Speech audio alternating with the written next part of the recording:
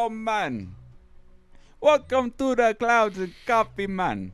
The podcast where we talk about clouds and the coffee and anything else that we want to talk about. Today with me, man, is my good friend over here, Brad Dad from the Cottage Town, man. How's it going, Brad Dad? What's up, everybody? It's a very good, man. Very good. Over on the sticks for us today is my friend. His name is Hayden. Hayden, how are you doing today, my friend? I'm doing pretty good today. How are you? Did you pause my music, man?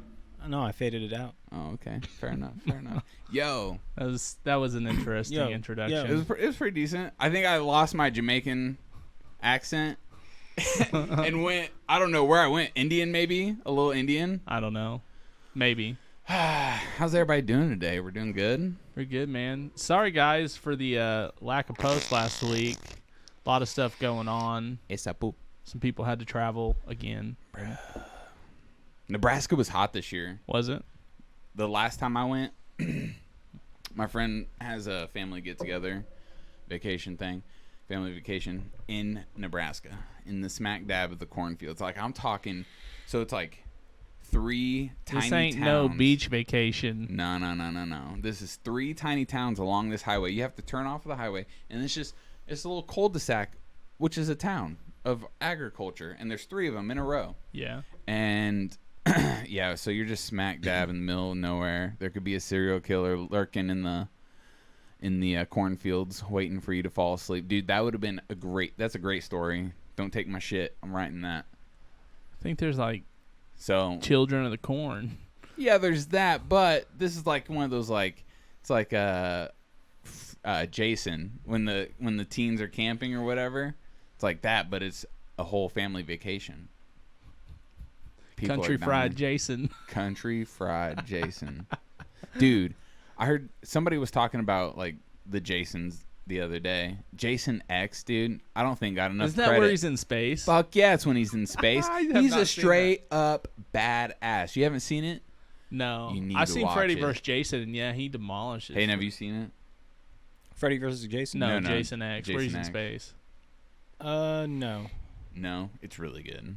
I can't believe you guys. Your girlfriend's letting you down, Hayden. No, she made me watch all the Nightmare on Elm Street. Yeah, which I haven't seen. Yeah, but Freddy Krueger Those gets get his weird. ass beat in Freddy vs. Jason, dude. Did he? Yeah. He ended up losing? Yeah. Okay. Yeah. Okay. Jason's a I thought thug, so. I dude. know he's a thug. Freddy a bitch.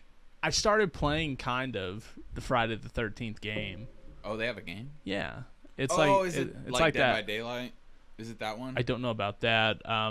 The one I know for sure, a comparison would be like Evolve, where you got like your campers and then Jason's hunting them, so the monster was hunting. Yeah, it's like and Dead by Daylight. It's your goal to basically survive or get out, call the cops, stuff like that. Yeah. I've only played it a couple times. It was kind of fun. I was playing with this one guy, and we both got into this house, and we were just kind of freaking out because shit's going on. You start hearing it get the ominous music and shit when he's getting close, and Yeah. all of a sudden he's busting through the fucking door, and you're like, oh shit, we got a dip, and we're running out the fucking windows and shit, running. I'm hiding in this porta potty, dude, and I'm the last one alive, and I see him through the little cut, like moon cutout or whatever, Oh, shit. and I'm like just standing there, and I was like, I see him walking. And then he literally turns at me, and then he has like this move where he can just fucking almost teleport straight. And he was just like right in front of me and just fucking bust through the fucking thing and just kills me. my He's gosh. Just like, Was that multiplayer? yeah. Oh, It's all that makes it multiplayer. more It's scary. online. That's Yeah. awesome, dude. Yeah. That's awesome. That'd be a fun game to play one night. Yeah. No, I have a lot of friends who play Dead by Daylight, and every night. So I don't know. I'm assuming that's the same concept then. Yeah. Okay. So yeah, same thing. And I hop on every once in a while, and I don't like the game a lot enough to play it on my own, but I'll play with friends. Like Yeah. any game's fun with friends. That's how it. That's kind of how And it was. Like it dude- was kind of fun, but I'd much rather play it with friends. At Like I'm least not in the even lobby. scared, but you like make yourself be scared. I was like, Turn your lights off and just turn the volume up a little bit and just kind of Oh, get yeah, into it dude. and play, because you have options to I think either like survive the night, or I think you can adjust it. You got one side out, Keep going. and then you can like call the cops, but you got to like go get parts for a telephone, or you can get in a car, but you got to get gas and a battery and shit and be able to get it and take it across camp. So that has challenges for you to be able to get out. And then there's this one, you can also kill Jason, but he takes so much damage. Like, oh shit. There's this one part where someone can call you in as this ranger, and he has like a double barrel shotgun, but you only get 2 shots, but they're super powerful. And I got called in, and I shot Jason. Well, he just got down, but he ended up getting back up. Mm-hmm. So I was like, fuck. Just, I don't know what I'm... Shoot him again? I think I missed one. Oh, that figures. Or no, maybe it took 2 shots, and he ended up going down, but I couldn't finish him. Mm-hmm. And then he got up in time, and then he's pissed. You know? Oh, shit, he pissed. But it's a cool outta concept. here. I think at first it was maybe a little buggy, but it's still kind of got that cult following. Every time this game I reference this video game movie all the time. Hayden, what was that video game movie called where how you die in the game, you die in real life? And they have to go to like that house with the lady and kill her with the rose or whatever. Stay Alive? Yeah, Stay Alive. Did you ever watch that? Yeah.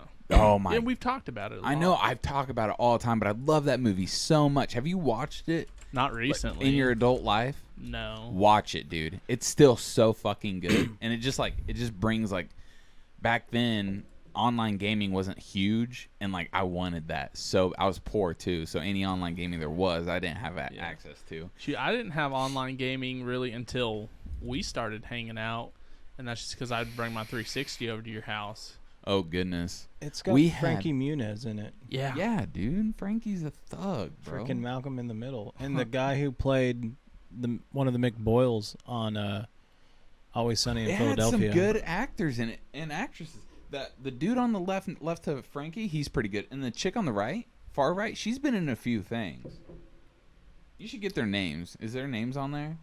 Yeah, right. At Yeah, we the top. got John Foster, Okay. Sophia Bush, Frankie Muniz, Bush. Samari Armstrong, and Jimmy Simpson. Now, I'm not sure who's who other than Frankie Muniz here. They might have the That name girl on the over right in fine, left too. order. Is Frankie's name right above him? No, Or is- it's kind of in the middle. Okay, never mind then. There's someone not depicted here. Mm. But Maybe the I killer. fucking love goes. that movie, dude. Like I said, I haven't seen it They have it. in a while. I need or Voodoo it. I love Voodoo. That's such an underrated service. Yeah. Dude, renting It's movies nice. off there, I mean, it's a little pricey, but really, if you're getting a new release, you're paying that same price when you go to the video store.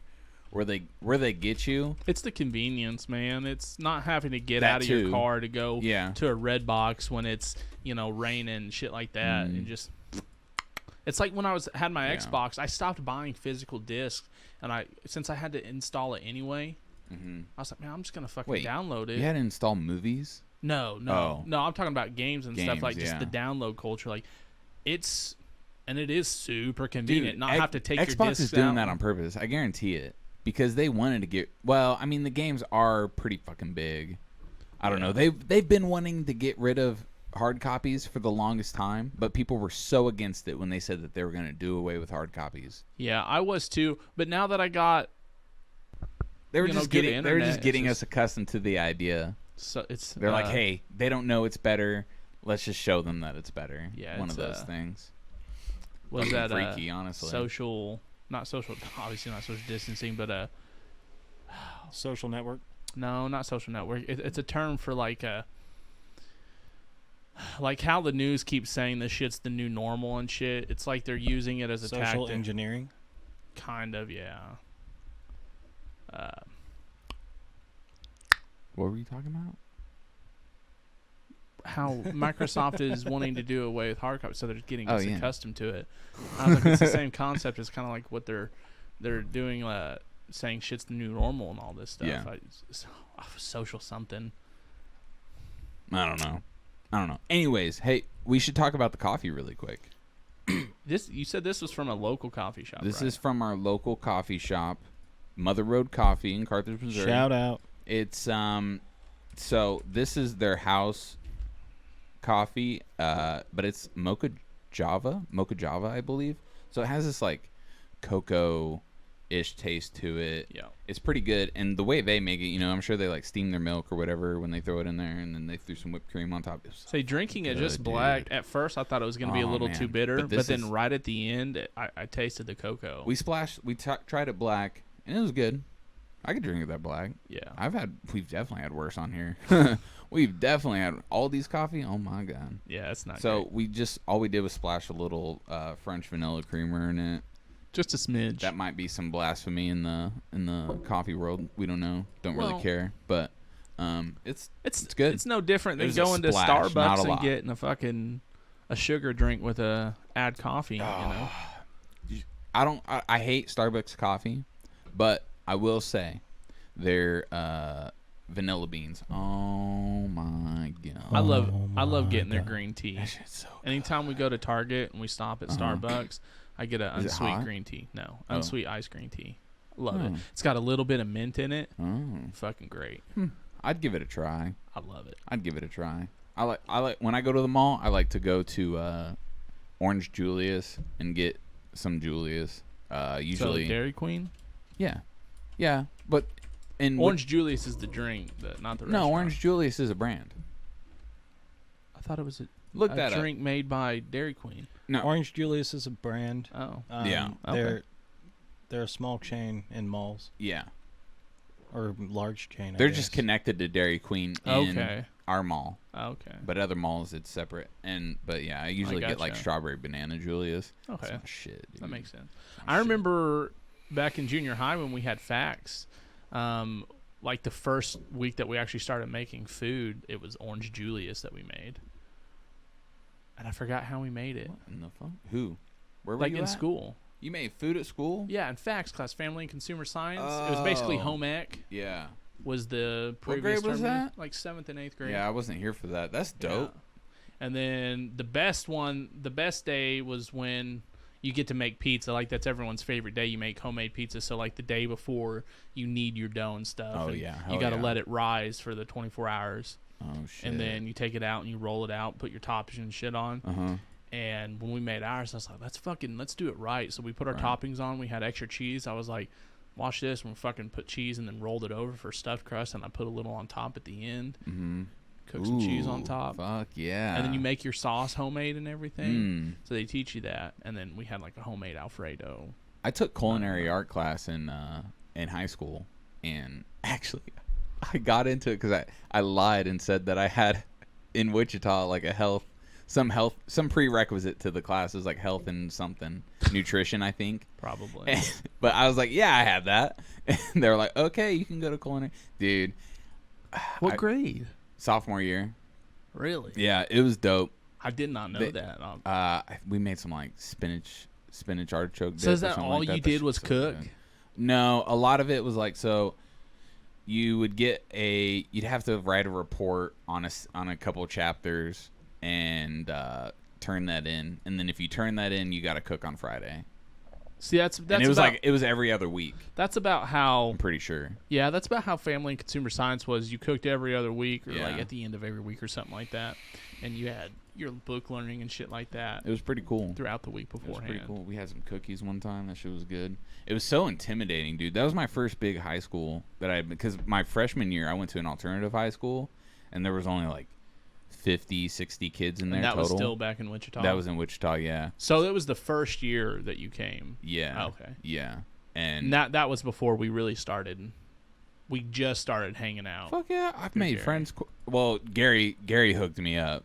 For some reason, we just like clicked on the bus, and but that's because he was super outgoing, you know. Yeah, dude, he was definitely an extrovert. You know, he's definitely the type of I'm gonna talk to you till you tell me to fuck off type deal. You know. Yeah. I miss Gary. Oh yeah. He was a good friend. Yeah. Fun to hang out I think with. he works at like Butterball or something. No, dude, I think he moved out to like Utah or some shit like that. Oh or no out of shit! state, like, hey, yeah. if he did, congrats because Utah is fucking gorgeous. I He need done to moved because I want I to keep seeing him really post bad. shit about, hey, I'm gonna be back in this weekend if y'all want to hang out. Oh, for real. So, or maybe he's like on a traveling job or something. I don't know, Mm, but yeah. yeah, he was one of my good friends throughout junior high, and then he kind of brought us together, and then But yeah, so yeah, we first day we hung out was the parade, Maple Leaf, we met each other at the football game, and Well, I had to have met you beforehand, right? I think you kind of said hi or something like that, but You're probably just like, hey, I'll be. Through We were Gary. probably all talking in a circle. Is probably how it went, and you were like, I'll be at the parade if you want to hang out. no, because it was at the football game, and you came up, and I think you had your skateboard. No, the you had football game? no, you had the skateboard at the parade Yeah, I had because my you had a skateboard skateboard at the there. parade. But at the football game, you asked if I was going to the Maple Leaf, and I said yeah. So I think we Huh. exchanged numbers there.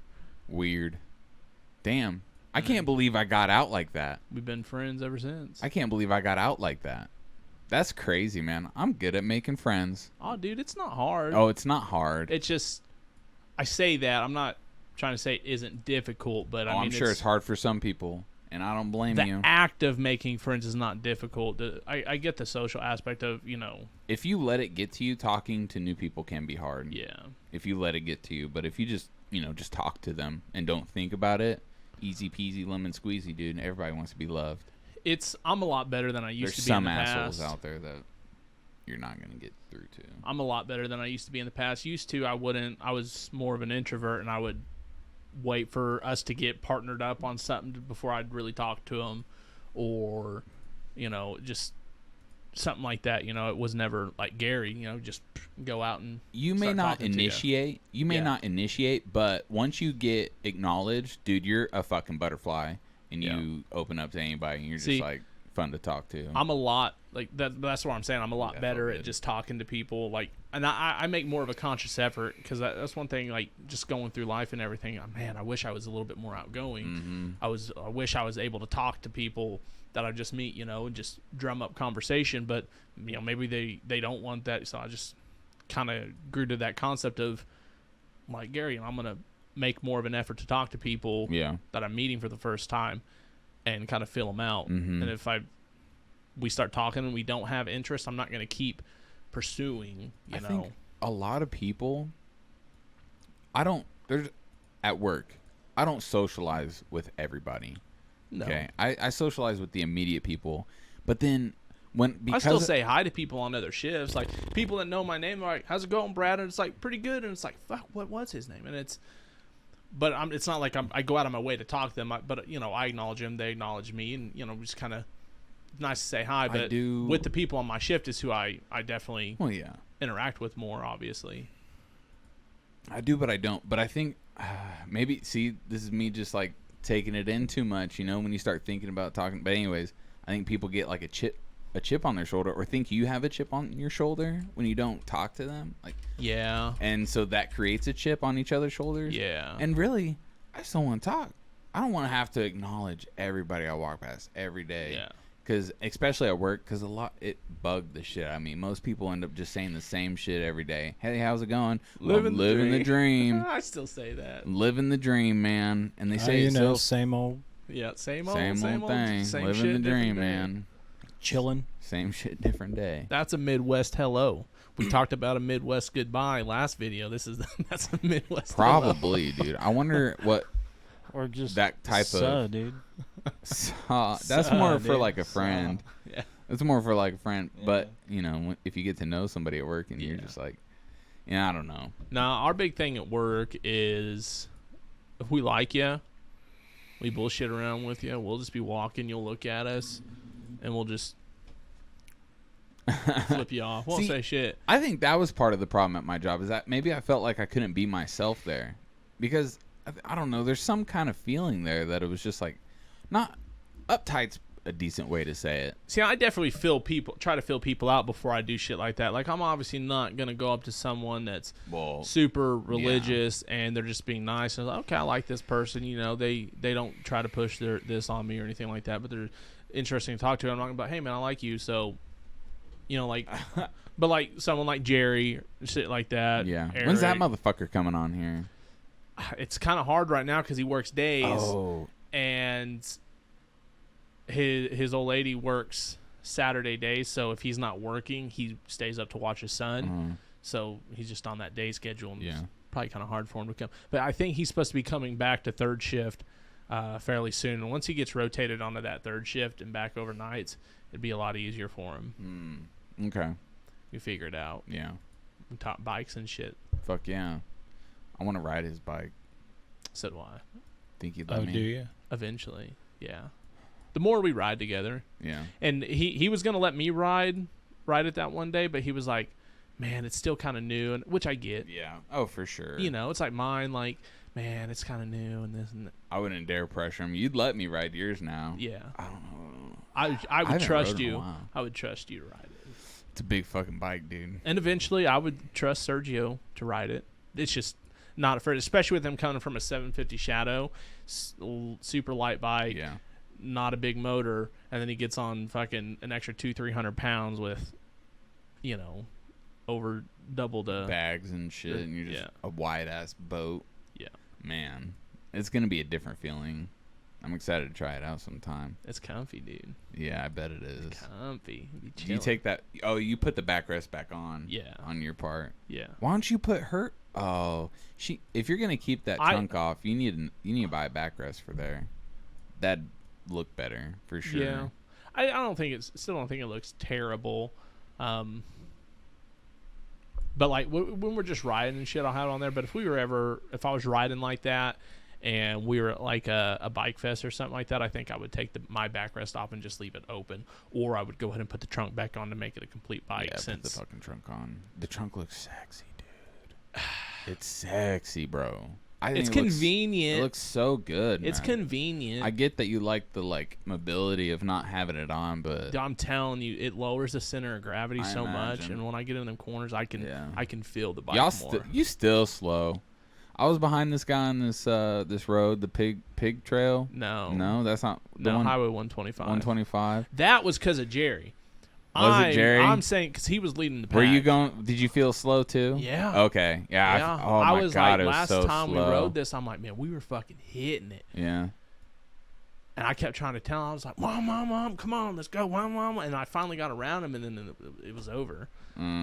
Either way, I'm still going to be slower than you, even if we were going faster. Yeah. But that's just one thing you got to come to grips with a cruiser is you're I not know. going to be dragging. That's why I want these. one, so I don't have to go as fast to feel as good about it.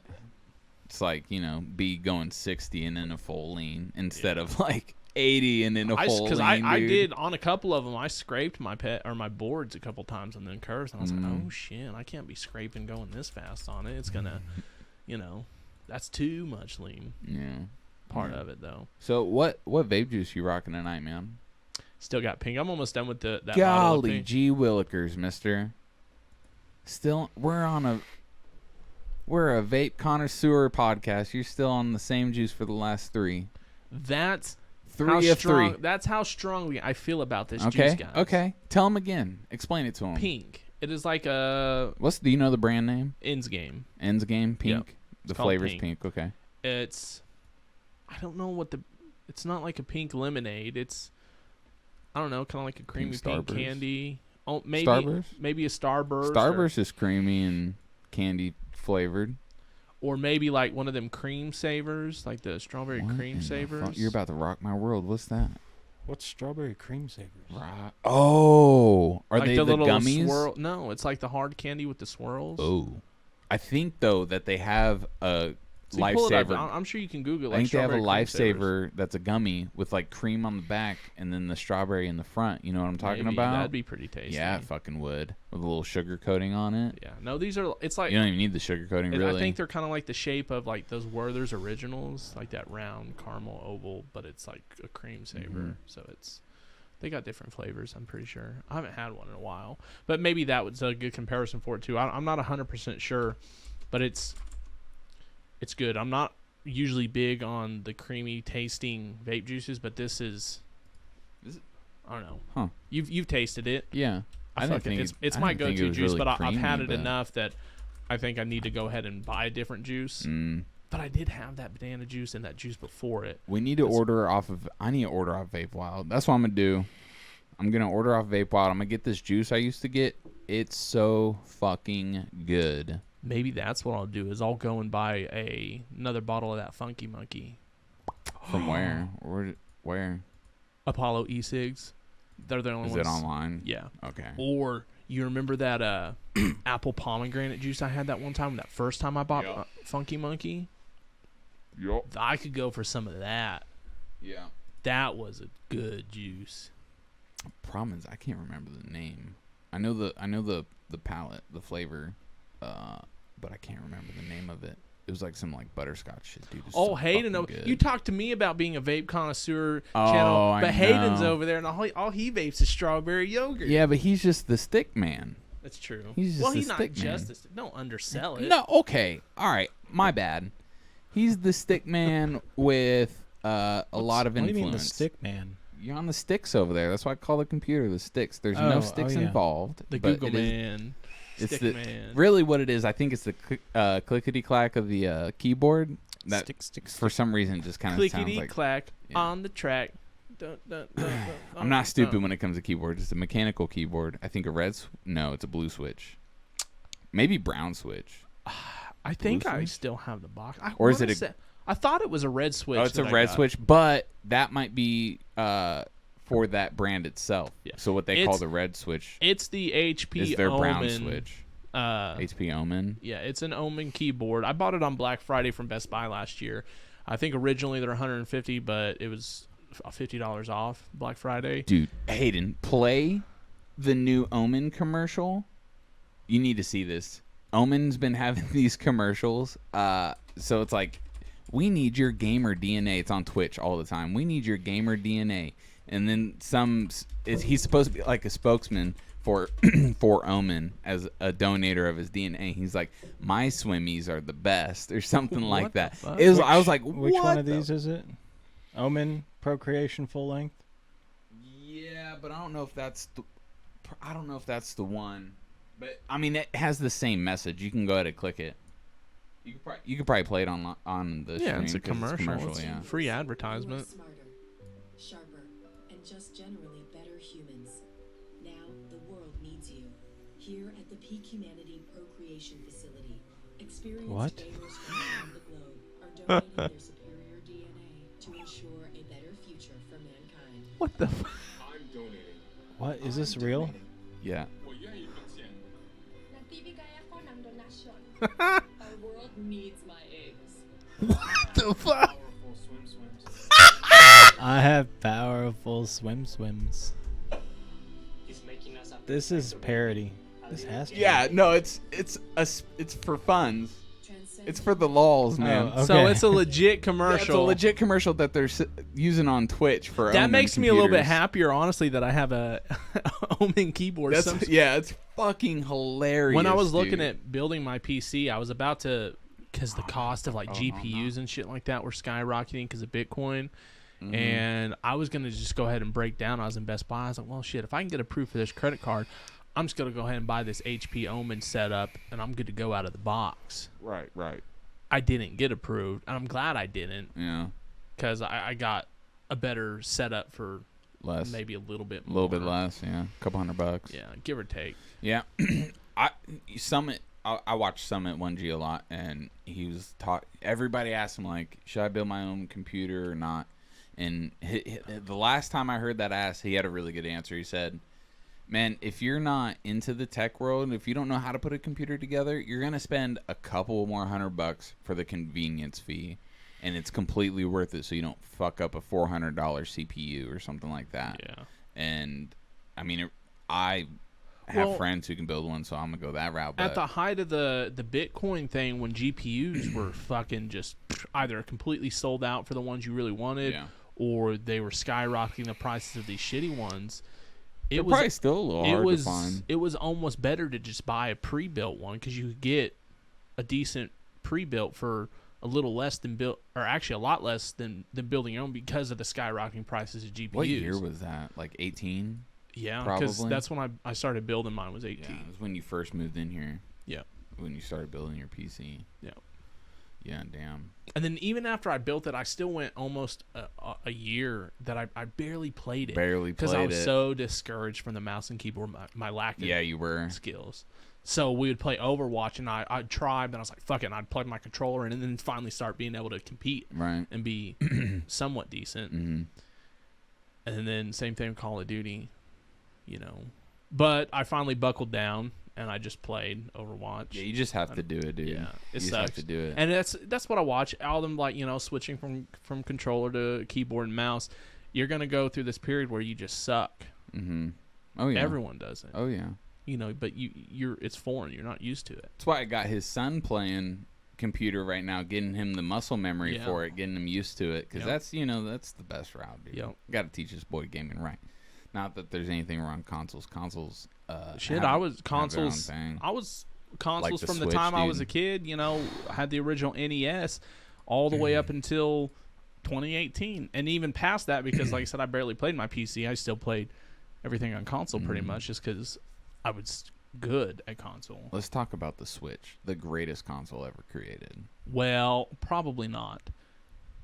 Probably I'm not, not- but it's really versatile for Yes. what it does right now. I'm Best not. console ever I'm made. not a Sony fanboy. In fact, I was anti-Sony 100% until I finally bought a PS4 for the Well, the exclusives. PS4 is beautiful. But I mean, PS2 is undoubtedly the at bare minimum market. You know, it is the most popular console of all Yeah. time. yeah, it was in a revolutionary time, and they did great with the PS2. I love the PS2. The Switch, I think maybe people are not saying that the Switch isn't good, but I mean they're super stoked on it now because I mean, look what they're coming from, the Wii and the Wii U. Yeah. So it is night and day difference. Wasn't a fan. Well, the Wii really fucked up by no HD. It was all standard definition. That's when HD was finally becoming mainstream, like super mainstream, and they just opted out. I mean, it sold a crap load, so Oh, Yes. yeah. monetarily it didn't fuck No. up. That no, them not putting HD in it is what made them all their money that they used to then enter the HD market. A little cocoa at the bottom of my cup. Got to swirl it back up. yeah. But no, they sold a lot of copies because they're the ones that really introduced a viable motion control for the home. Yeah. No, that shit was cool. But people Dude, realized, kids shit. love that shit. Yeah, but people finally realized, man, I don't want to fucking move while I'm playing You video lazy games. motherfuckers. Jeez, Louis. Work out. It's do same thing with the something. Kinect. Like Holy I think shit. I think the Kinect, for the most part, was better than the Wii because you didn't have to worry about holding on to these nunchucks that people were fucking chucking into their TVs, Yeah. and had a wider range of Put the straps on, idiot. potential. Exactly. But I think They're it just there came for. down It's to probably people, kids, mostly. you know, didn't want to fucking move and have to fucking. And then VR, I think maybe that's why VR is kind of a little slower aside It from is. price. It is. But when people realize they finally do it and they have a blast, it's a lot different than just standard motion control. It's Something- more accurate. It's more immersive. It's Something's gonna have to happen, health wise, like a big health thing, like COVID, for instance. Say the same thing happen, and they were like, "Hey, you need to work out, otherwise you're fucked." Right? Start getting an active lifestyle. I think we need something like that before VR would be. But see, I think Very if big. VR was cheaper and allowed more people to get into the market, that people wouldn't necessarily feel that it's 100%, you know, physical. I mean, because I'm a lot more immersed in VR, and I'm a lot more willing to be more physical in VR because Yeah. I'm having Yeah, you fun are. as opposed to Yeah, just okay. holding these nunchucks. Okay, maybe or they just got to Kinect. make VR better. Make Maybe they it just gotta better make and more perfect or affordable. Because as close of to right now, perfect. aside from the Oculus Go, which I'm a big fan of for the simple fact that it allows people a good entry point into VR, and then you can still have a lot of fun without having to have a big old gaming rig. Yeah. Because if you're talking about VR in general, I mean, most people think, man, I got to go spend at least $800 on a PC capable of running VR, so you don't feel shitty while you're inside the headset, Mm-hmm. and then you got to buy the VR on top of that. So you're $1,200, give or take, you know, invested at At that the point, least. as opposed to just buying an Oculus Go for Mm-hmm. like $200. Everything's internal. You just got to have a internet connection, pretty much. Yeah.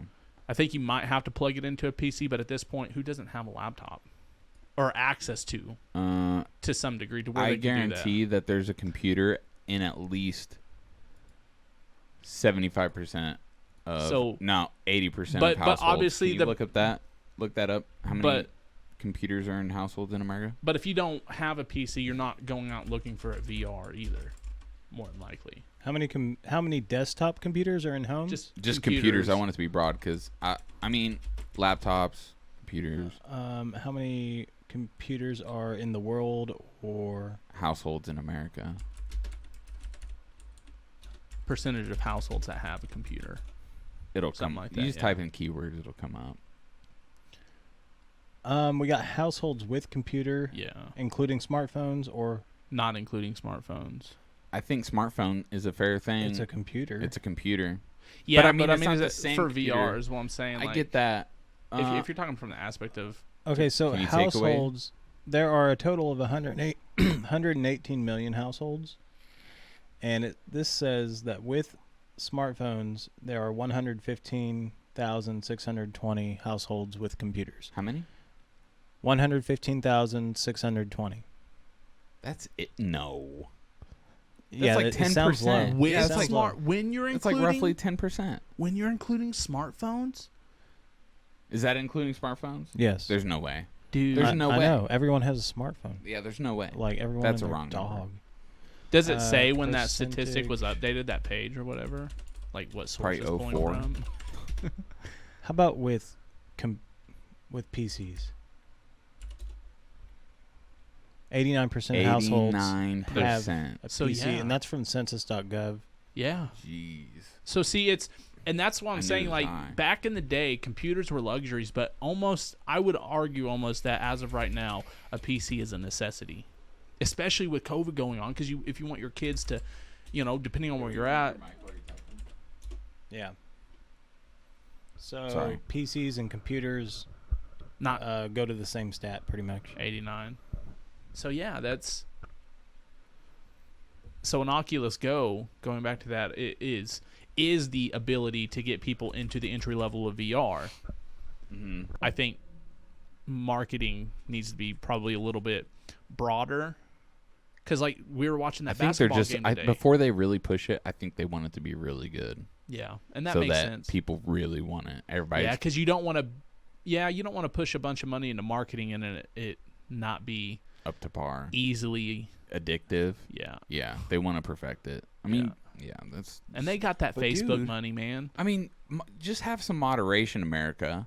Just moderate yourself a little bit. I'm so excited to have an omnidirectional treadmill to where, and then just like sensors around, so I have minimal gear on with maybe some haptic feedback would be nice. And I'm just fucking running around, running and gunning, playing COD. Just like that's how you get your cardio, dude.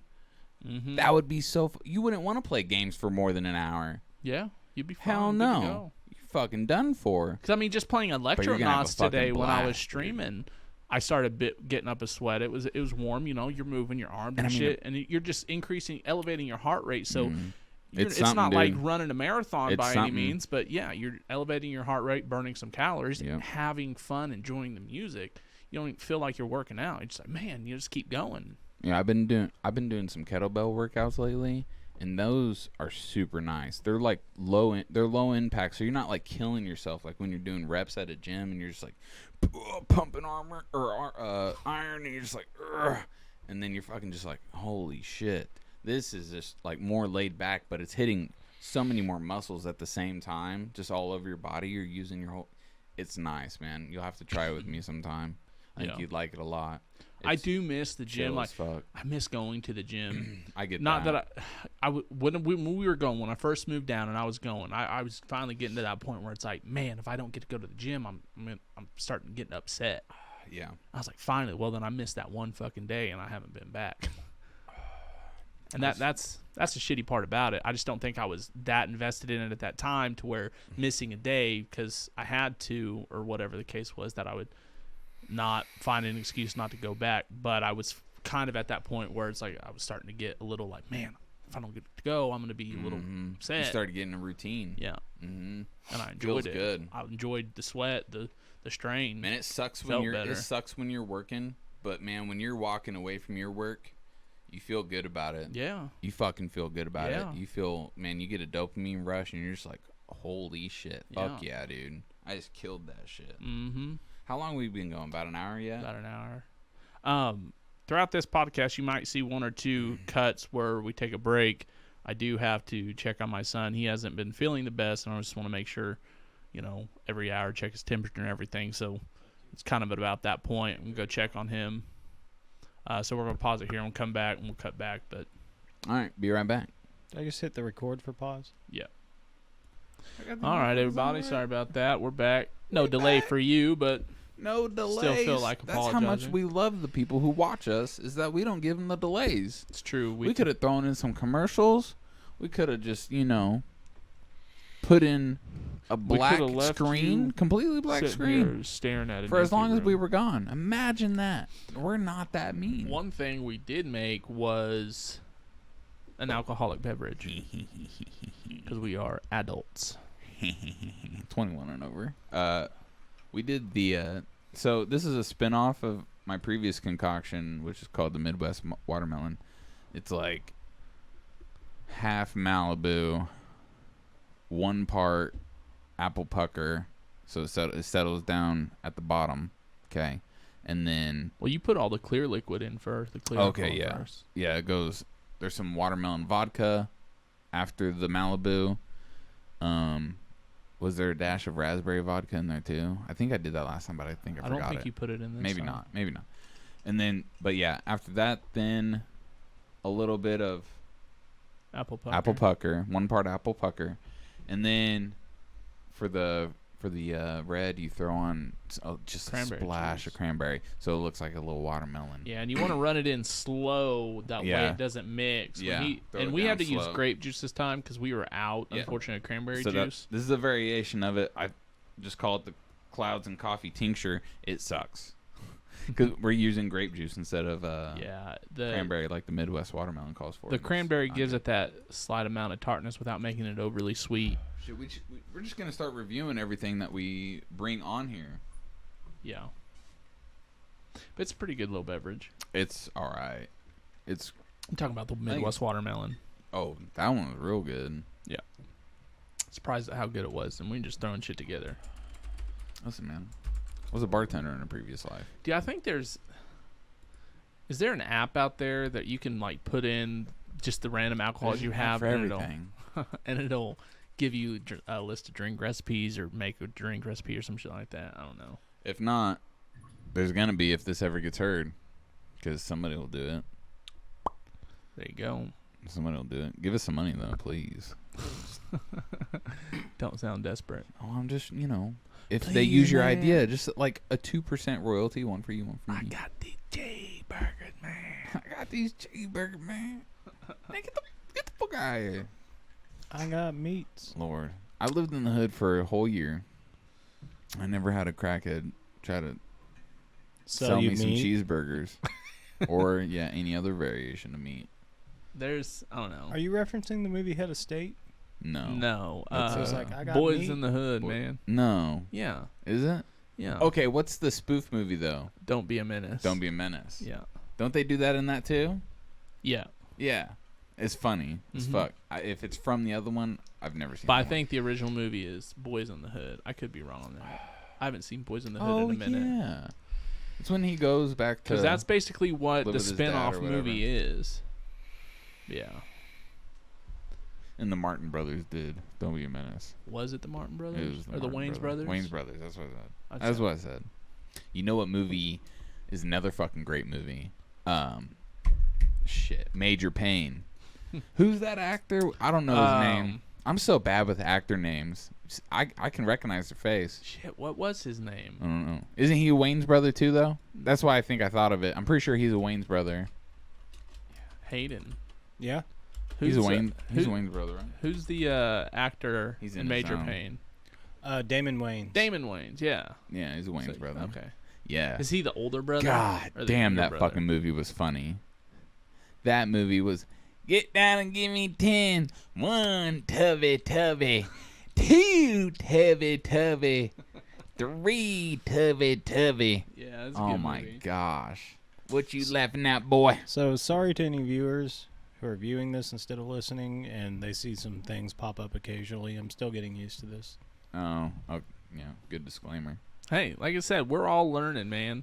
All learning together. We're gonna make mistakes. We're only human. So there will be a pop up right here. Yeah, but you know what makes us baller humans is that we're willing to do it at all. It's true. A lot of people don't do shit. Don't This do is nothing. true. This is That's also not a true. way to live, man. You gotta do stuff.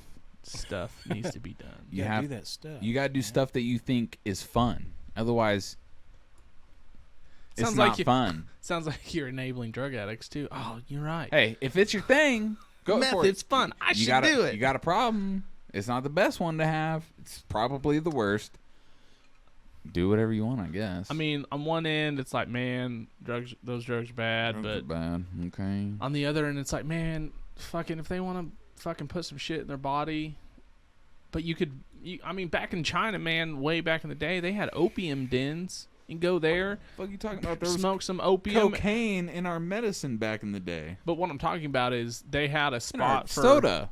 They had a spot for these people to go and just smoke opium and then just chill out and sleep there and shit until the next day, pretty much. That's dope. Like, man, just have that's commercialize the meth house. Maybe that's what I I'm think saying. it's more Don't like do heroin, that. which is probably Crack worse. house. You ain't doing shit. You know. If They you- had if legal you're- if trap they're gonna houses, do dude. it- No big deal. At least they were supervised. They were safe. They got their fix, and they're, Isn't there? I forgot what country it was, but there was like it's probably better that way. They recognize people that come in. They're like, no, you can't be. This is your third day in a row, Jimmy. You can't be here. Hey, Hayden, Google. There's I think it's a South American country. I could be wrong on the continent, but where they legalized every drug. Oh, that was like Puerto Rico? Portugal. Was it? That's Portugal in They're- Europe, and it borders Spain. Their drug Okay, use. so Their drug use and drug-related deaths spiked immediately, but then also after that immediate spike fell off. It just flattened completely. It's super interesting. see. Yeah, I know. It's super then interesting. you- That was the last graph that I saw. He's not looking it up. Whatever. But What exactly are we looking for? the Kind of the results of them the legalizing usage everything rate, drug use rate in has The overall results society been of better or Portugal worse? decriminalizing drugs. Yeah. Within 7 years of the reforms, drug users and treatment in Portugal had gone up 63%. At the same time, Yeah. you've got the number of problematic drug users in decline. So more recreational use, less abuse. fuck. Yeah, that's what I'm saying. Just do your That's- shit. Yeah. Live I your mean, life. That could be good or bad. I don't know how to feel about it. I don't but know either. I mean, Well, it's, I think, at that point it starts to get a little bit more regulated and shit, and then it's as safe as it could be, I guess. I'm not trying to say meth and shit is safe by any stretch, but No. it's like we were talking with but prostitution, most drugs in moderation, like you could do a bump of coke, you're not going to be a fucking idiot, and you're not going to lose your goddamn mind. But if you do a bump of coke 5 times a day, every day of the week, yeah, you're going to end up being a fucking idiot. So I don't know. It's like when we were talking about prostitution and shit. If they legalized it, it would make it safer for the women. They're not getting trapped in Yeah. it. They're not being abused in it. Yeah. They're able to get access to, health insurance and shit, or better medical care to help keep them protected against diseases. Safer from. I wonder why. Is it just an image thing of why they don't allow it? Or is it, maybe this whole Pizzagate thing? And, that's more like pedophilia thing. But human trafficking, all in all, this underground human trafficking that happens, it happens. People go missing all the time with no trace. Where the fuck you think they're going? It's super sad. But Yeah, it's depressing. that's though. how it is. So is it maybe a part of that why they don't Man, legalize? that pedophilia shit. I feel like that's getting swept under the rug so hard. Because with everything else that's going on, with because the I haven't riots, seen much about it other than a little thing here or there. You've got the riots, you've got the COVID shit that's still being blasted, and it's just like, man, if we're gonna riot, man, not saying that the race issue isn't important, but of equal importance is the children that are, like you said, being abducted and Oh, shit like yeah. that for this. It's Yeah. the push for. I think the problem with that one though is that there hasn't been any super hard proof yet. At least distributed to the masses. Yeah. I mean, there's just hearsay. I mean, Yeah. but The circumstances My- are fishy. my with the people philosophy involved, behind though. hearsay is that shit, man, that shit has to come. It's like 9/11. That shit has to come from somewhere. Well, what is it? 9/11. So you've got that shit was Jeffrey. You've got Jeffrey I don't know, Epstein man. that I don't know. commits suicide Who the while fuck on knows? suicide watch and while the cameras were off. Yeah. Possible, but Everybody knows he was murdered. probably unlikely that Everybody knows. it went down that way. And then you've got Somebody snuck up in there. Now you've got the Took 'em out. Maxwell Gleiskin. I'm butchering her name. That's ready to give names and Was it shit. like his girlfriend, that one? Associate or something like that. Confidant. They're banging. He was rich. He's a billionaire. They're banging. But then, so you've got her, that's part of it, and then the judge that got signed the case, I guess her husband and her son was shot, and I'm pretty sure her son died. Okay. And then her husband, someone showed up as like a FedEx delivery driver and shot her husband. Where did you read this? This was in the news. It was in the news? Yeah. It was straight up hardcore body news. Like you I'm, saw it I'm pretty sure. on some television, Fox or CNN or MSNBC. Some variation. I don't know if it's on the major news, but that's what I'm saying is I feel like the stuff associated with that is not being reported on by the big three. It's not being publicized the way that it should be. So sorry, I'm pulling it up here. Well, yeah, pull it up. I'm fucking interested because I mean this does need to be addressed. That's fucking wild. I don't want it to be true, obviously, but if it is true, I definitely want it to get out and be acknowledged and something be done about it. So, fuck, it's all fucked up. Yeah. So this is by Fortune, reported 7/20/2020. So son of judge Fortune. overseeing Can the I Dutch. see it really quick? Yeah, the Dutch bank. Well, no, Epstein don't hand it trial. to me. Just turn it towards me. I just want to see the company name. That does look familiar. Go ahead. So apparently she's overseeing some Dutch bank trial. Maybe it's tied to the Epstein stuff, but her son was killed by a hitman. The article says a hitman, whether it's happen chance or it was a planned assassination attempt, I'm not 100% sure. What the fuck? So it says a gunman posing as a FedEx driver shot and killed the 20-year-old son of a federal judge in North Brunswick, New Jersey on Sunday and badly wounded her husband. Regardless, dude. Even, I mean, we haven't determined if it has to do with Jeffrey Epstein, but it does have to do with something And big. Says And people are just out here getting gatted down. Like FBI Newark even tweeted out for assistance in solving the case. What leverage do they have now against her? They just killed the two most precious things. Well, one of them, and then is her husband still alive? I think her husband lied. Yeah, wounded her husband. So I guess they're just saying they could take her husband, but they took her fucking kid. Dude, that's a harsh ass message. Yeah. I wonder if they meant to. Even if they didn't, they did, and then they came back for more, so they probably did, dude. Yeah. So this motherfucker was a... with the How raw do you gotta be to kill a kid, dude? How fucking raw, dude? That's fucked Raw up. enough to... Never mind. I mean, if you're a hitman, I mean, you take emotion out of it, and it's purely business to you. And it's The fact that there's people like that is just wild, dude. heartless. I mean, it's no conscience. You abandon all conscious remorse. You abandon all remorse. Yeah. So yeah, it's like that's shit that's not in the mainstream media that's being heavily reported on, and that's very discouraging. I mean, I feel like everybody knows. That these news outlets have their agenda. Now, I do think people are becoming more enlightened on the subject of the pedophilia ring and realizing that it is a big issue. Yes. So it's starting to get more attention, but it's... We'll fucking see, man. I don't think it's gonna... Because these websites control our communication. And then also, like, the... what was that thing called? What was the internet? Net neutrality. Net neutrality... They fucked us. They made it to where that they can censor what we see. Because that did get passed, didn't it? Yeah, it did. I thought it... They can censor what we see. They can charge people to go to a certain website. They charge websites So see, yeah, to get better bandwidth. Everyone's in uproar about it. It gets passed. They don't do anything. It doesn't change nothing because their whole process was it's not gonna change. It's better for the consumer and this and that. So they don't do anything. So you don't notice this massive change or this change. So you're like They distract you with something else big, and you forget all about it. And then all of a sudden, boom! Now we're gonna start implementing it. Social conditioning is the term I was looking for earlier about the whole.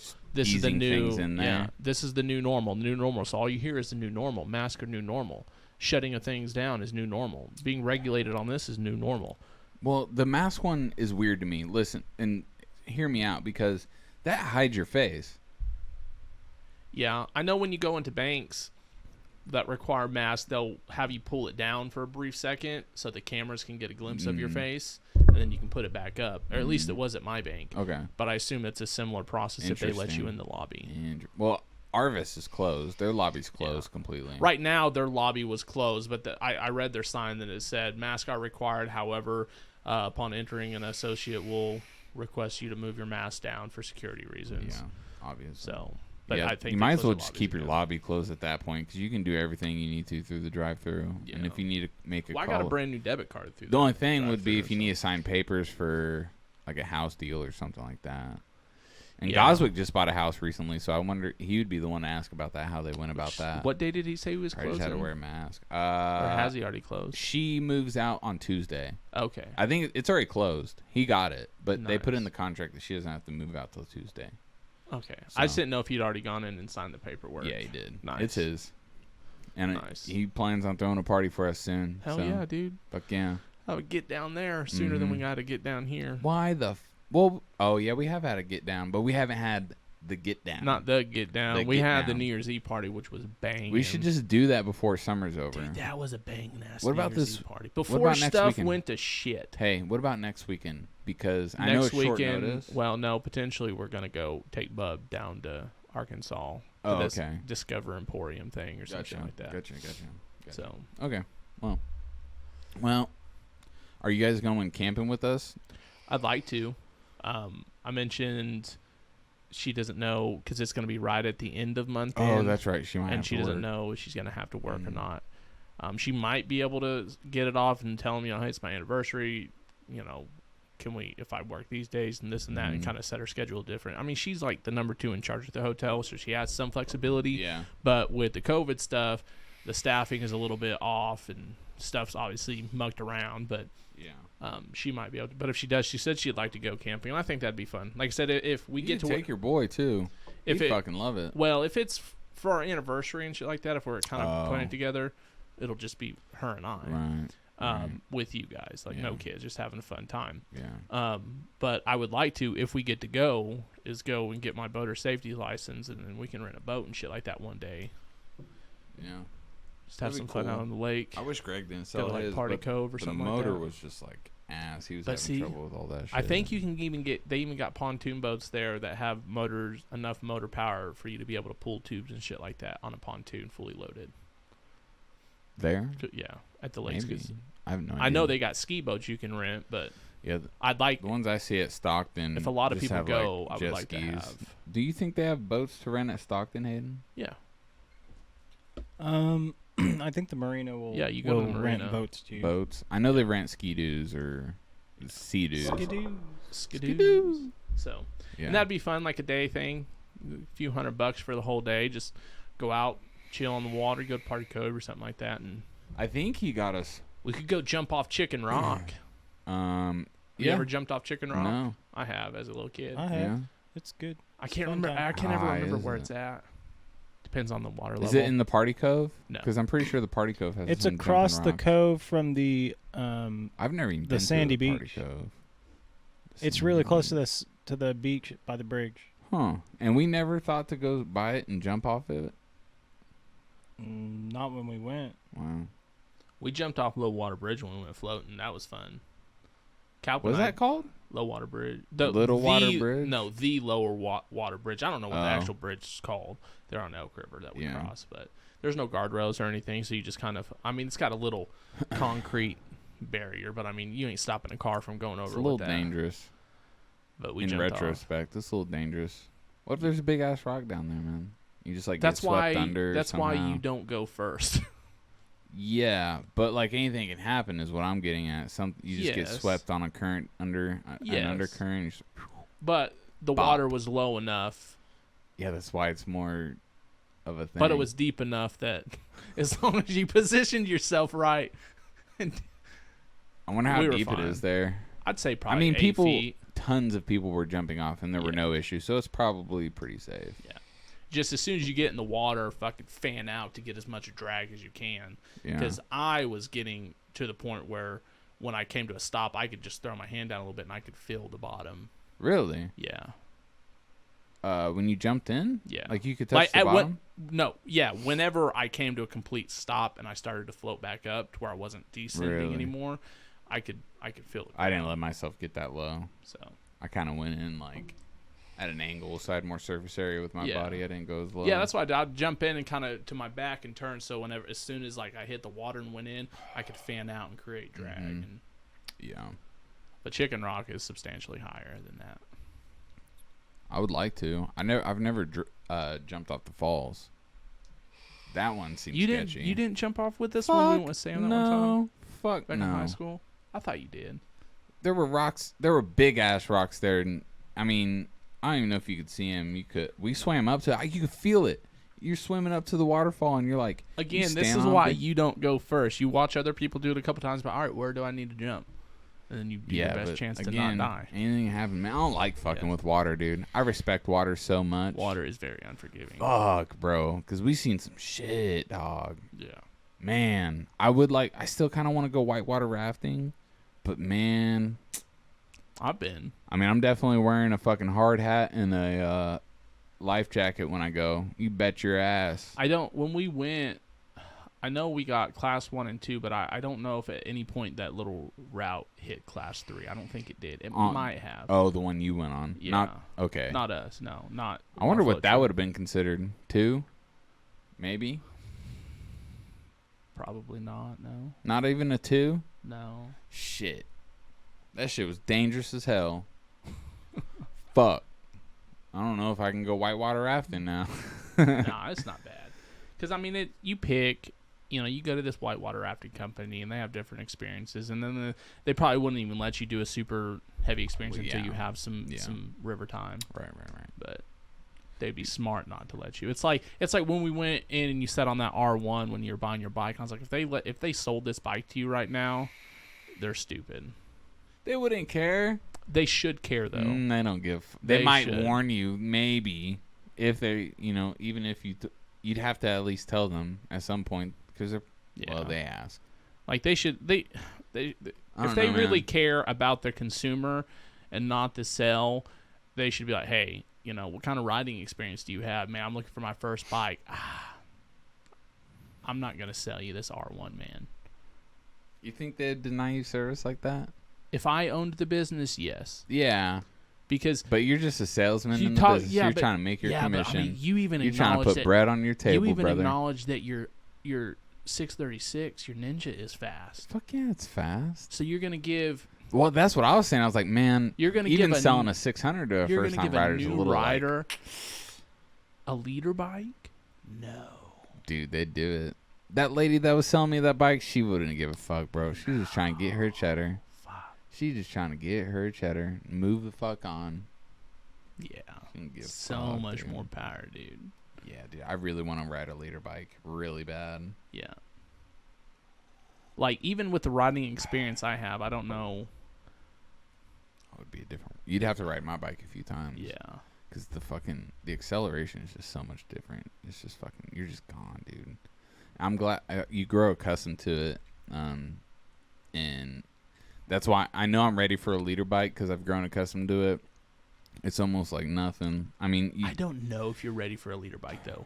You've been riding less than a year. I could ride it. I'm not saying you couldn't. I wouldn't push it to its limits. Don't No, get me I wrong. hope not. But I'd fucking, I'd give it some love. I'm gonna feel her out. Anybody watching that rides leader bikes, they're probably like, "Oh, pussy, a fucking cruiser, bro."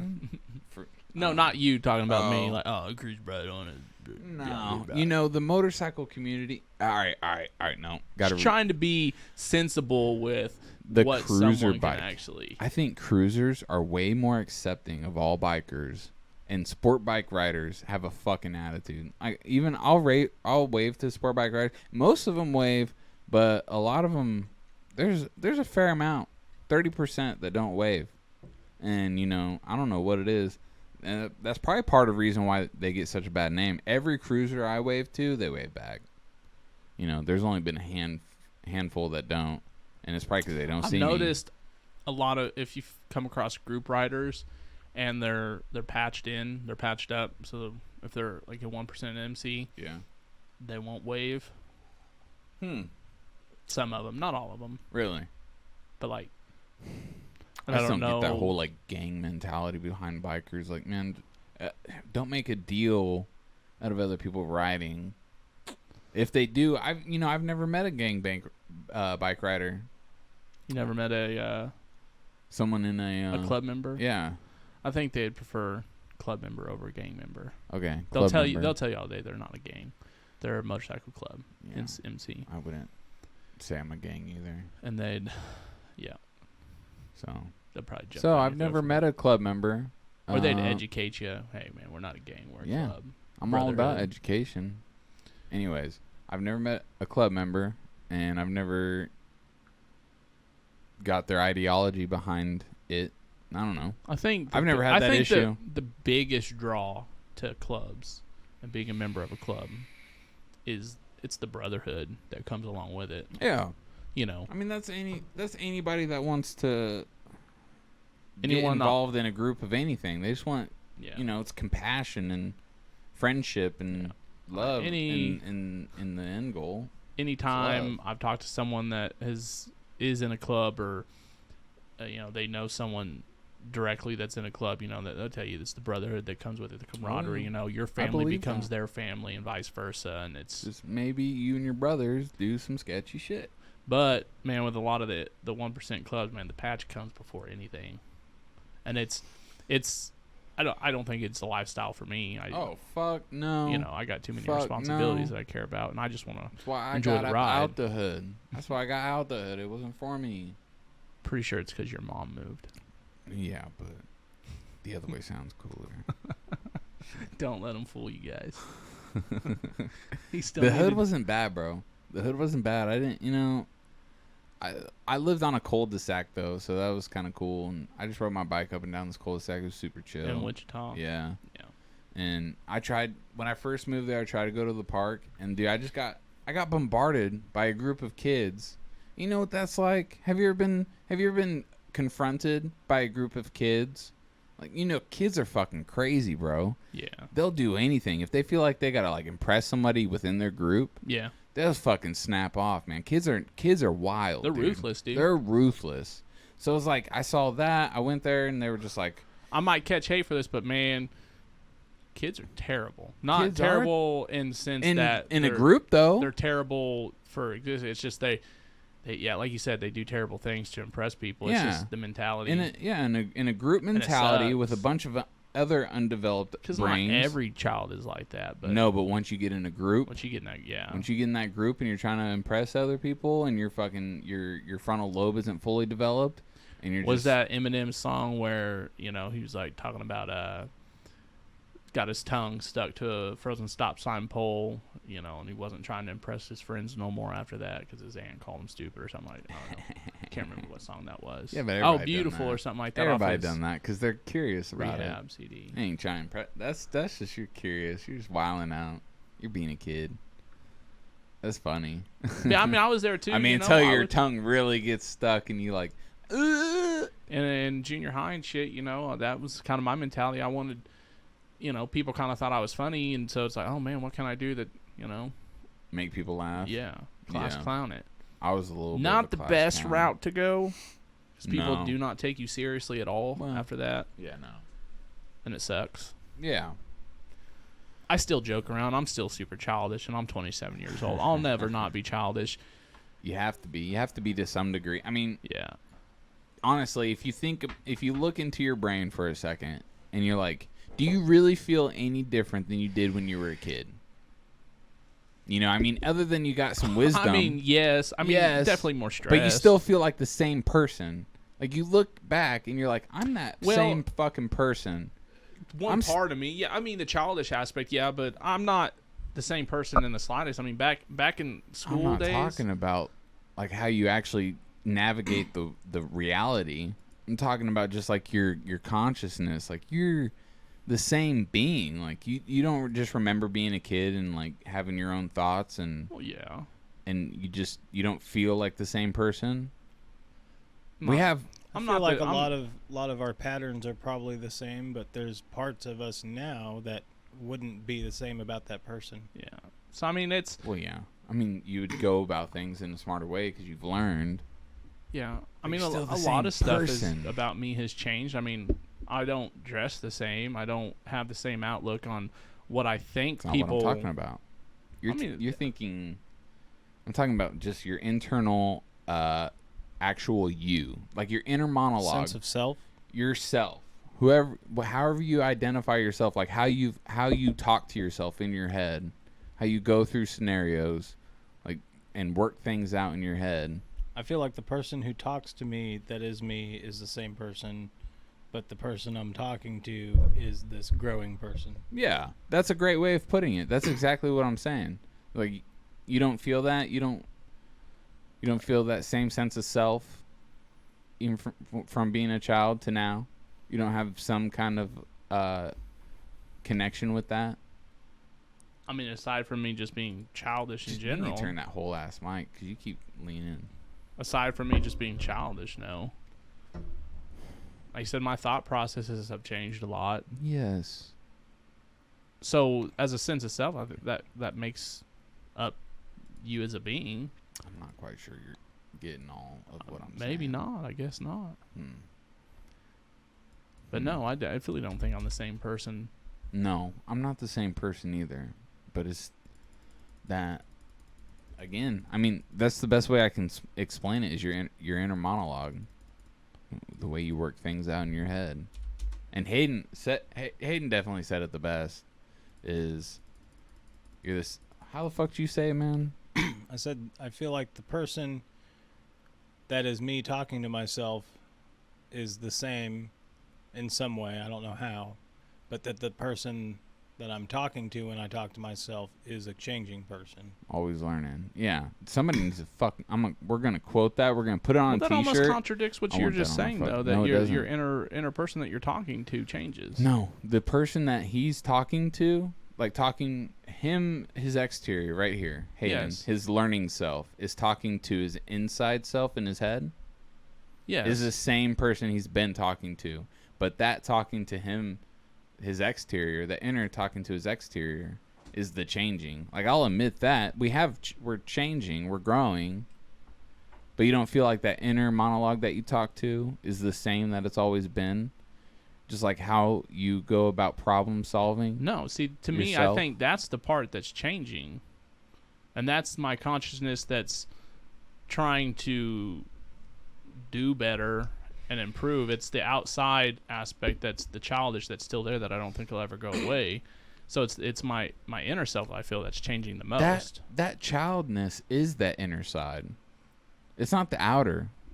That's your inner core being of who you are. I don't know. I guess It's I'm like just the not seeing core it the same way as values, you the then. core values that make you who you are. Yes. Like who you've been from the like maybe you've always been just like a little bit lazy, Well, yeah. right? And that's carried over. That's the same. I don't think you're really lazy, but you know, everybody's a little lazy. It's better now that we're adults. That's the changing self. But it's still there. I definitely have my moments. I'm not a fucking superstar. Well, yeah. You I see what mean, I'm saying? those attributes are there, but I definitely feel like they've changed. Or like So I'm still saying that I'm not saying I'm not the same, but I've changed. And to me, it's the inner self, the inner monologue, the inner ideal, you need to turn that mic more towards your mouth. the inner There you go. processing that has changed. And that's the way I'm looking That's at it. wisdom, though. That's from your changing self. So your changing self is talking back to your inner self and telling yourself that, hey, I know a better route. I can't do that anymore. See what I'm saying? So it's the inner self that's changed the thought process. Your exterior actually ends up teaching your interior. See where I'm going with that? I guess in some ways, parts You tell Part- you tell parts of yourself you have a yourself- better route of doing it. of your unconscious self might be considered exterior, as in like things like that you can't control. Subconscious? Is that what? Yeah, certain subconscious things that are out of your Hmm. will to control. That might be a are- third whole are thing. probably part of your exterior self. That might be like your aura. Your No, if you're just shielding. talking about like my core value, I mean, I just don't be a shitty person. That hasn't changed. I was kind of a shitty kid in school to some degree, but it's changed. I've gotten better, but I've still. I don't see you being a shitty kid in school. I don't believe that. Again, sometimes when you're trying to impress a friend, you just You do something shitty. yeah.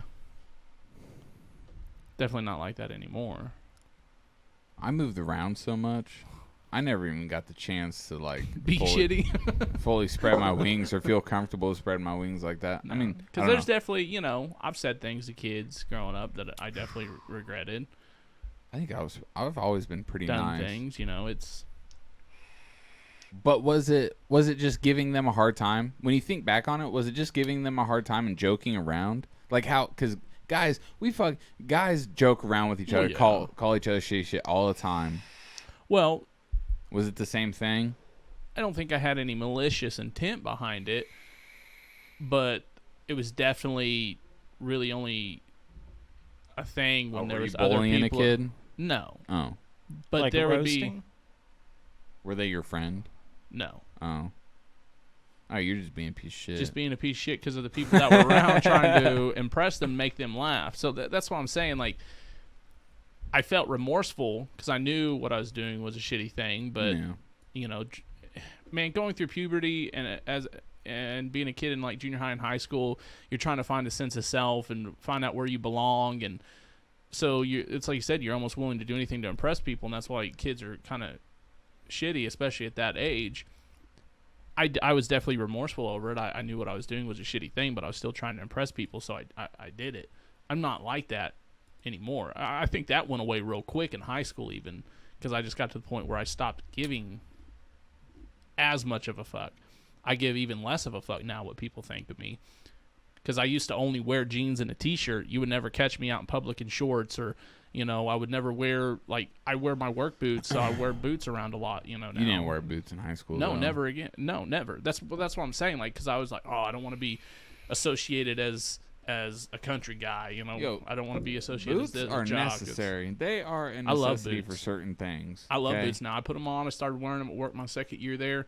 I love boots. I always said I would never They're wear so boots convenient. too, but They're like so a good pair of boots, dog, they go fucking miles. Slip them on, They're slip so them good for off things. without fucking up, like Fuck stretching them yes. out. And like Chacos, those like they have like they're the sandals with the straps that go multiple Yeah. Yeah. places that it straps down.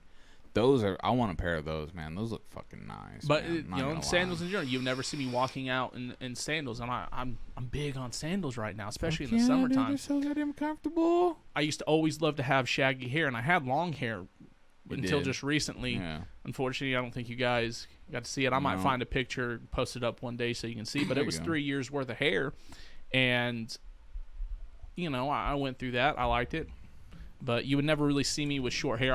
I kind of did it up in a faux hawk style when I got it cut. You never would have seen me like that. I was jeans and a t-shirt, very basic, very bland, and I wasn't willing to try to take That's risks because I didn't wild. want to be associated with someone thinking I was trying to be something I Conforming? wasn't. Yeah. Oh, dude, I conform the fuck out of.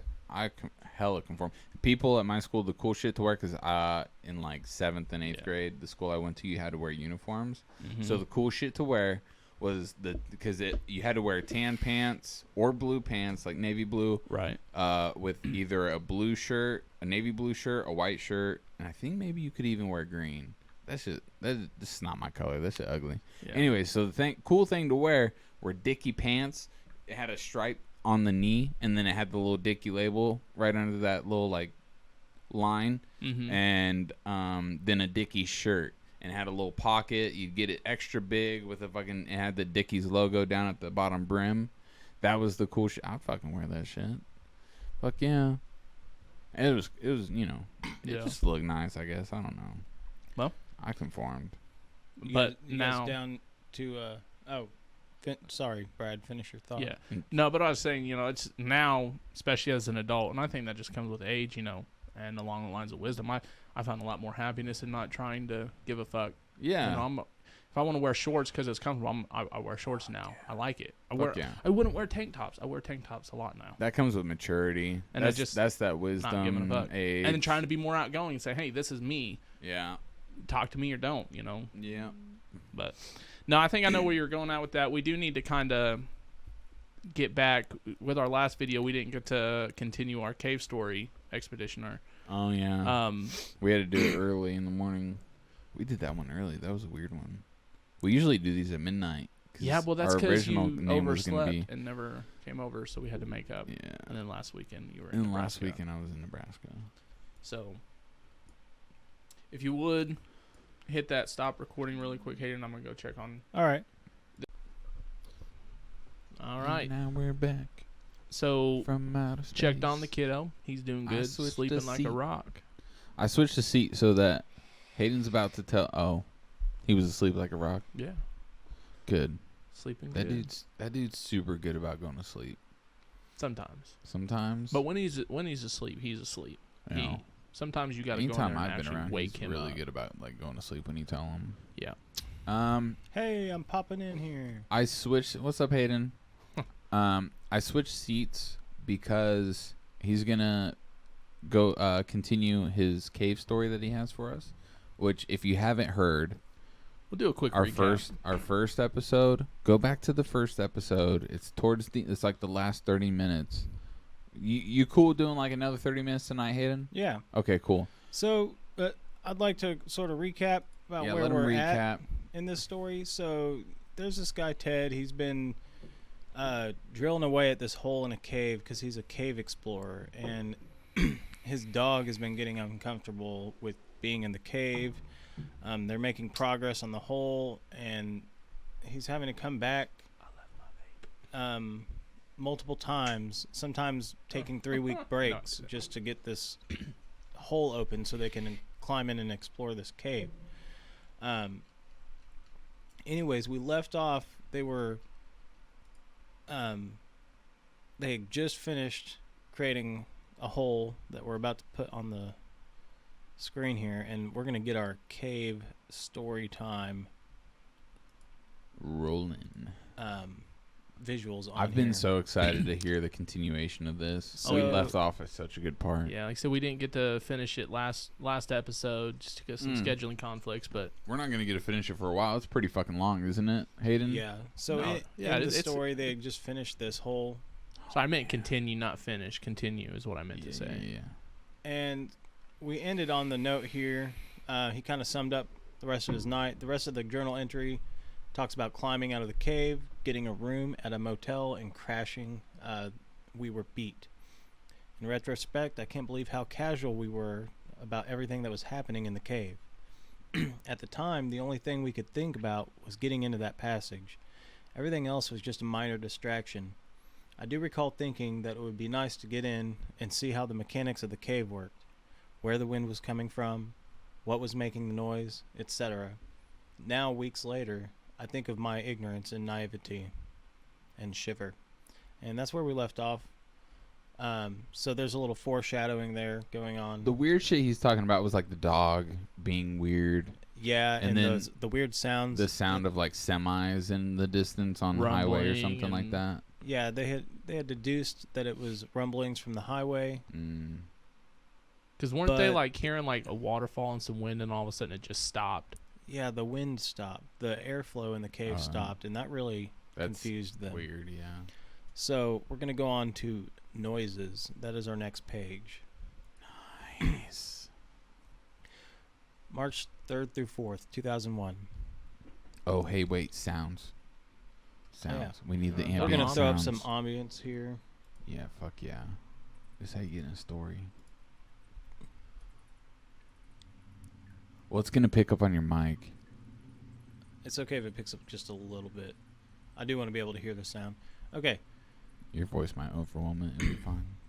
March 3rd through 4th, 2001. It took us 3 weeks before we got back out to Mystery Cave again. Our attitudes have changed a bit since we first started the project. In the beginning, we looked at the whole thing as a fun adventure. Since the last trip out, we found ourselves taking a more serious approach. On the drive out this time, our conversation was a little more subdued than before. We hadn't talked much since the last trip, not for any reason but scheduling conflicts. Instead of discussing ways of getting through the passage, we found ourselves talking about rational explanations for what had happened. Neither one of us had any ideas that would explain the unusual occurrences we experienced on the last trip.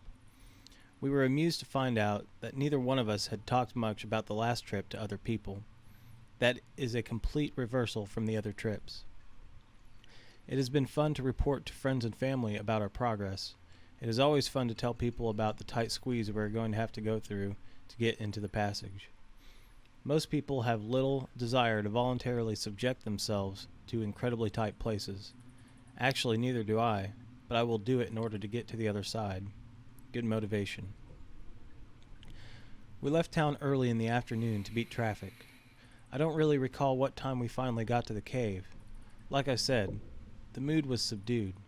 We got rigged up and started down. Obviously, B left the dog home this time. B was his friend who had the dog. Obvious. Yeah, good thinking. I'm reminding the audience. Oh. We took essentially the same gear as the last time. We left some of the tools in the hole to save our backs the agony of hauling the extra weight.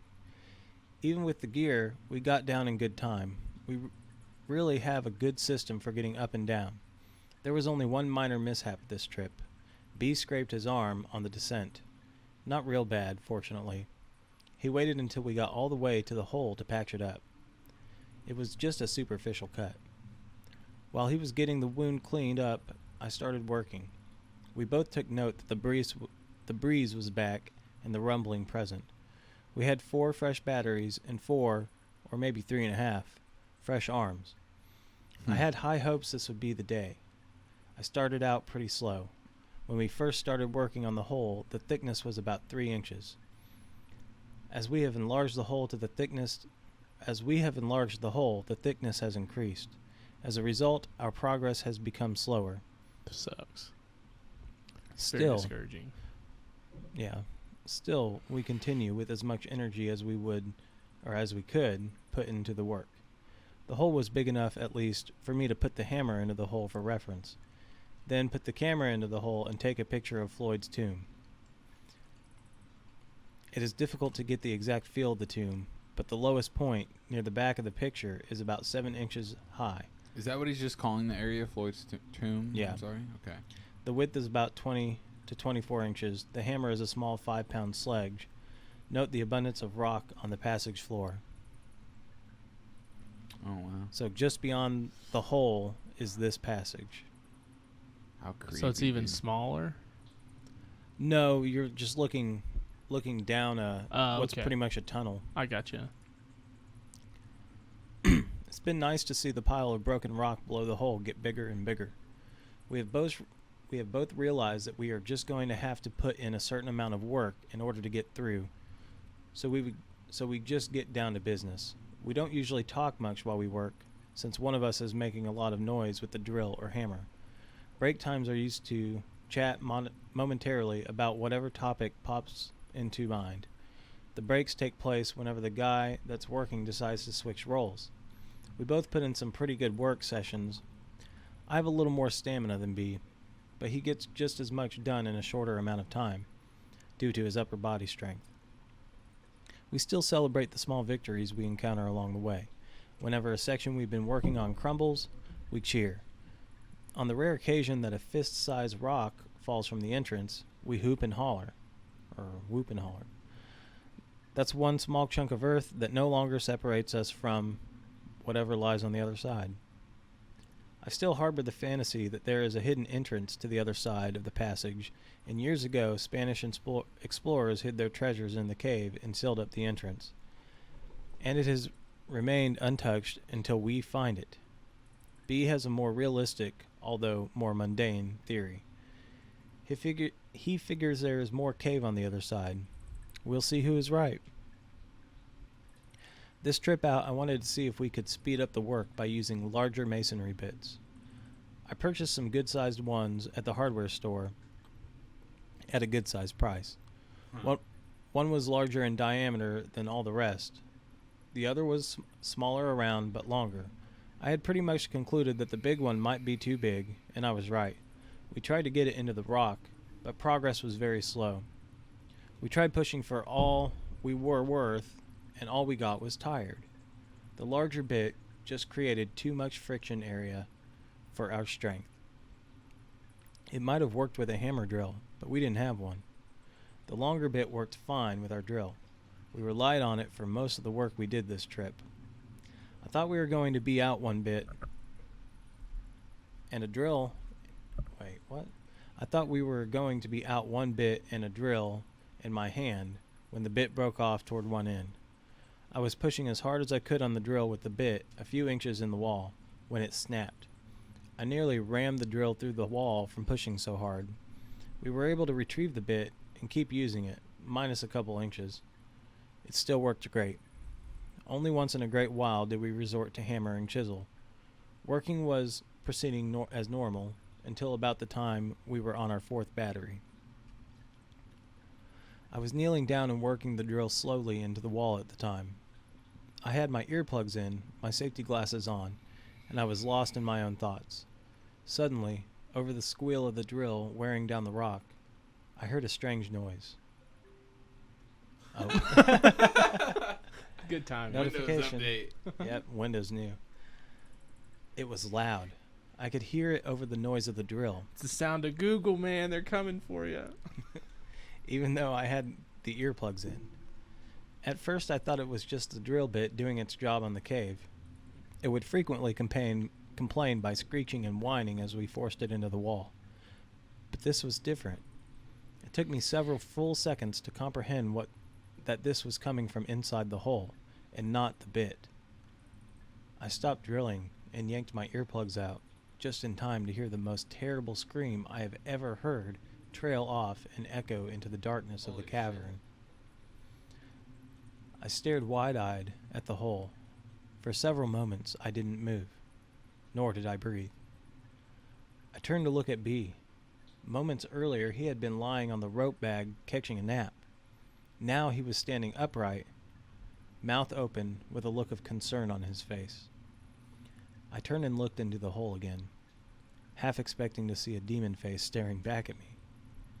Nothing was different in Floyd's tomb. I fixed my gaze on the back of the squeeze, where the limits of my light reached. There was no motion, only darkness beyond the reaches of my light. In the complete silence that followed, I could hear my heart pounding in my ears. Not another sound could be heard in the cave. Suddenly, I heard a scraping noise behind me and straightened up. I nearly knocked myself out, hitting my head on the overhang. It was just B moving to turn on his light, but I was so wired it nearly sent me to my grave. They pulled a fast one on you.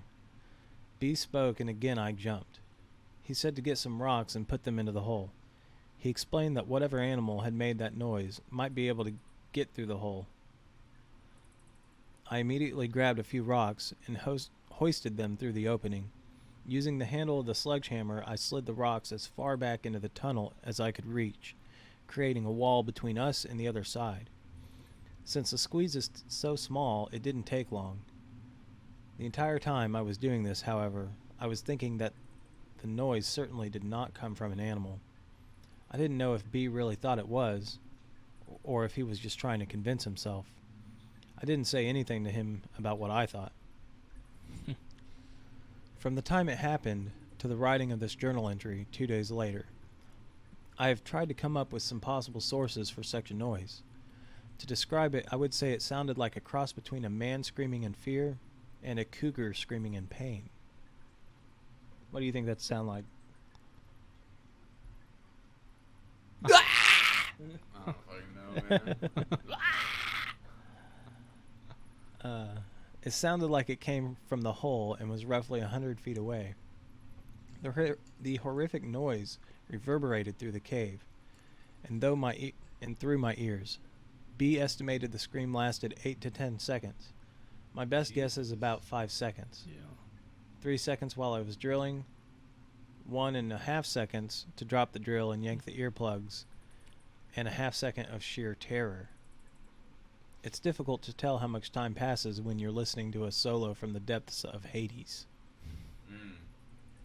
See, and this is back in 2001, so this is before we had smartphones with cameras and selfie sticks and shit, dude. They could have just got a super long selfie stick and light on and what's back there. Can't do that now, or back then. Dude, imagine getting that shit back. Some like creepy shit like taking your shit. Yeah. After I filled the back of the passage with rocks, we just sat there listening to the silence. My breathing was a lot more rapid than usual. Neither of us spoke for quite some time. Finally, B suggested we get back to work, but keep an eye out for movement in the hole. We put a light in the passage that shined to the back of Floyd's tomb. It was only at this point that we realized the wind had stopped again, and the rumbling could no longer be heard. To say I was nervous would be an understatement. I didn't say anything to B, nor him to me. Back to the drilling. B took over the work, which was fine with me. I wasn't exactly worn out, but I didn't mind being further from the hole. B would stop from time to time and listen. I just sat, watching him, with my lights on. I wasn't close to the entrance to the hole, but I still found myself looking behind me down the passage to the still water. Every time my light would cast an unusual shadow, my heart would jump. My imagination was running wild. Oddly, B seemed to be less concerned about the strange noise than me. After a short time, he seemed to be focused entirely on getting through the passage. I was still straining to listen above the sound of the drill. I heard nothing but the now familiar sound of carbide on stone.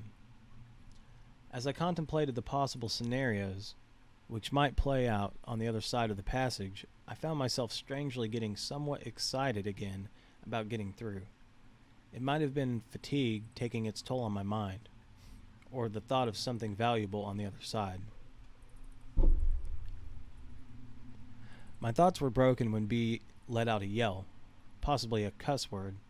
He said the drill battery was dying, but he hadn't quite broken off a relatively large section he was working on. He set the useless drill aside and picked up a hammer and bullpen. He started wailing away at the hole created by the bit.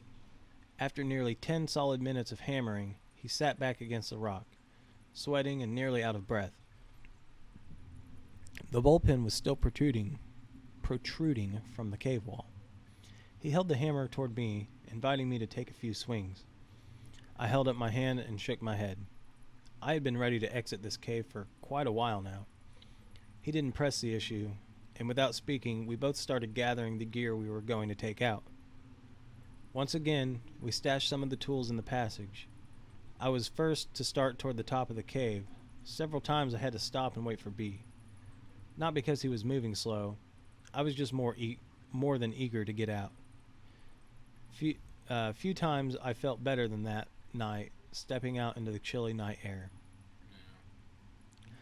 He goes on to say his journal talks about the rest of the evening, his dinner.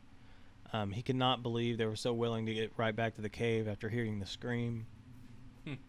That is crazy, dude. I don't know if I'd be that eager to go back. But, all right, Fuck dude, man. that. It's just some rocks. I don't know if Yeah. I don't know. You never know. Let's Google it. We'll He just- says part of the reason he went along with the idea was because B seemed so indifferent to any possible dangers.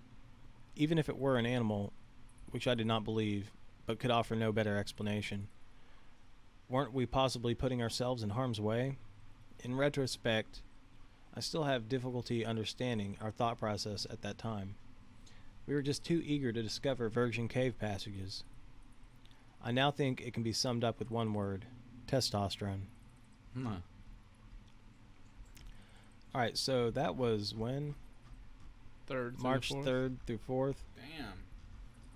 We got a February 13th here. Kind of a So weird transition yeah, to like a year later. I don't know. No, they're pregnant. I think maybe that was when it was written, and things are moved around. It's amazing what a couple good meals and a little sleep can do for someone's attitude. Even though we still had memories of the strange noise fresh in our minds, we relit our fire of enthusiasm. The other side of the passage seemed so close. We were sure this would be the day. We got to the cave and started to work our way down to the hole. Getting back into the darkness of the cave brought back the memories of the night before. The sight of the circle of rock illuminated by our headlamps, the smell of dirt in the air, the sound we made as we crawl across the rock. Once we reached the entrance to Floyd's tomb, however, we were once again ready to blaze the trail leading to an undiscovered part of the cave.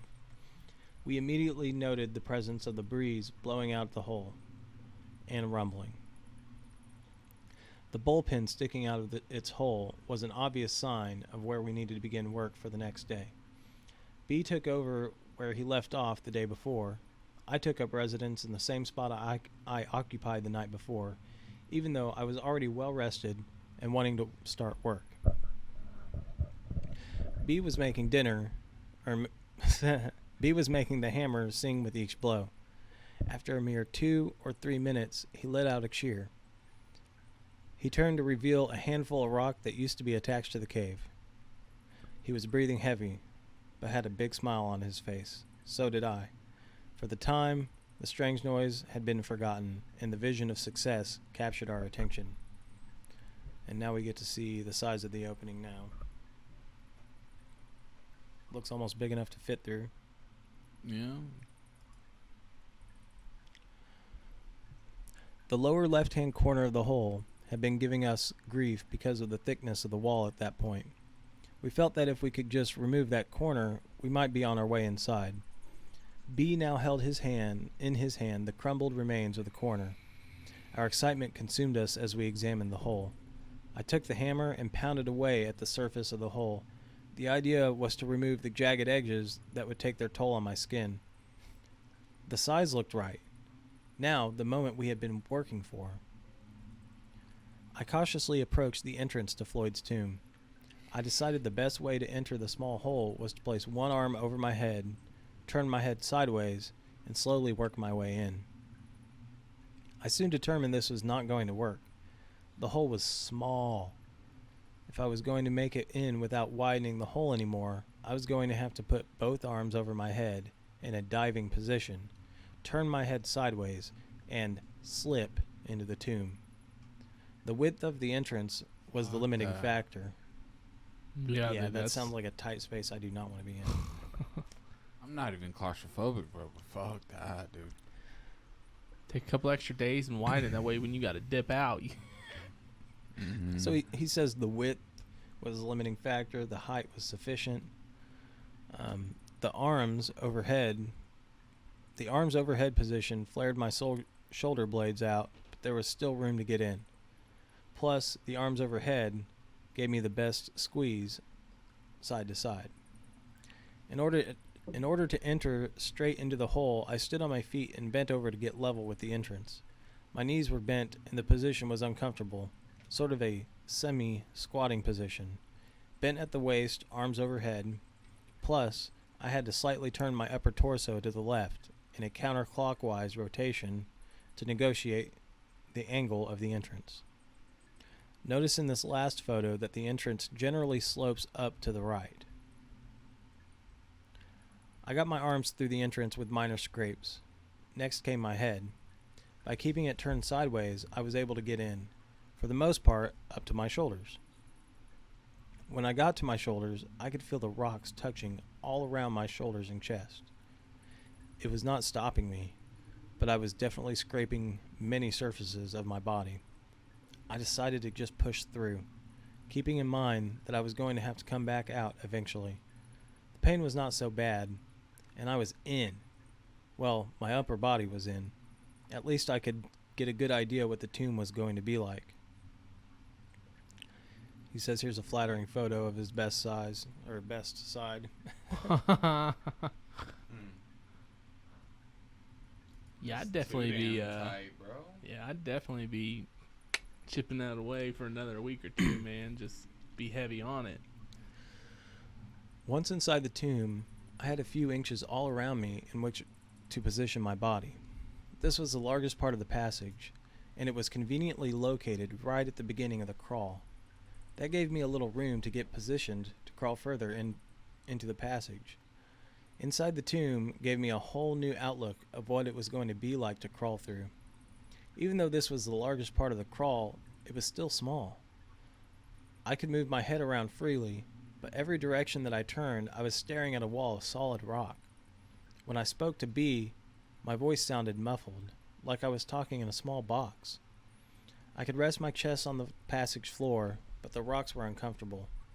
I turned my head to look further ahead, but couldn't see past the wall of rocks I had built the day before.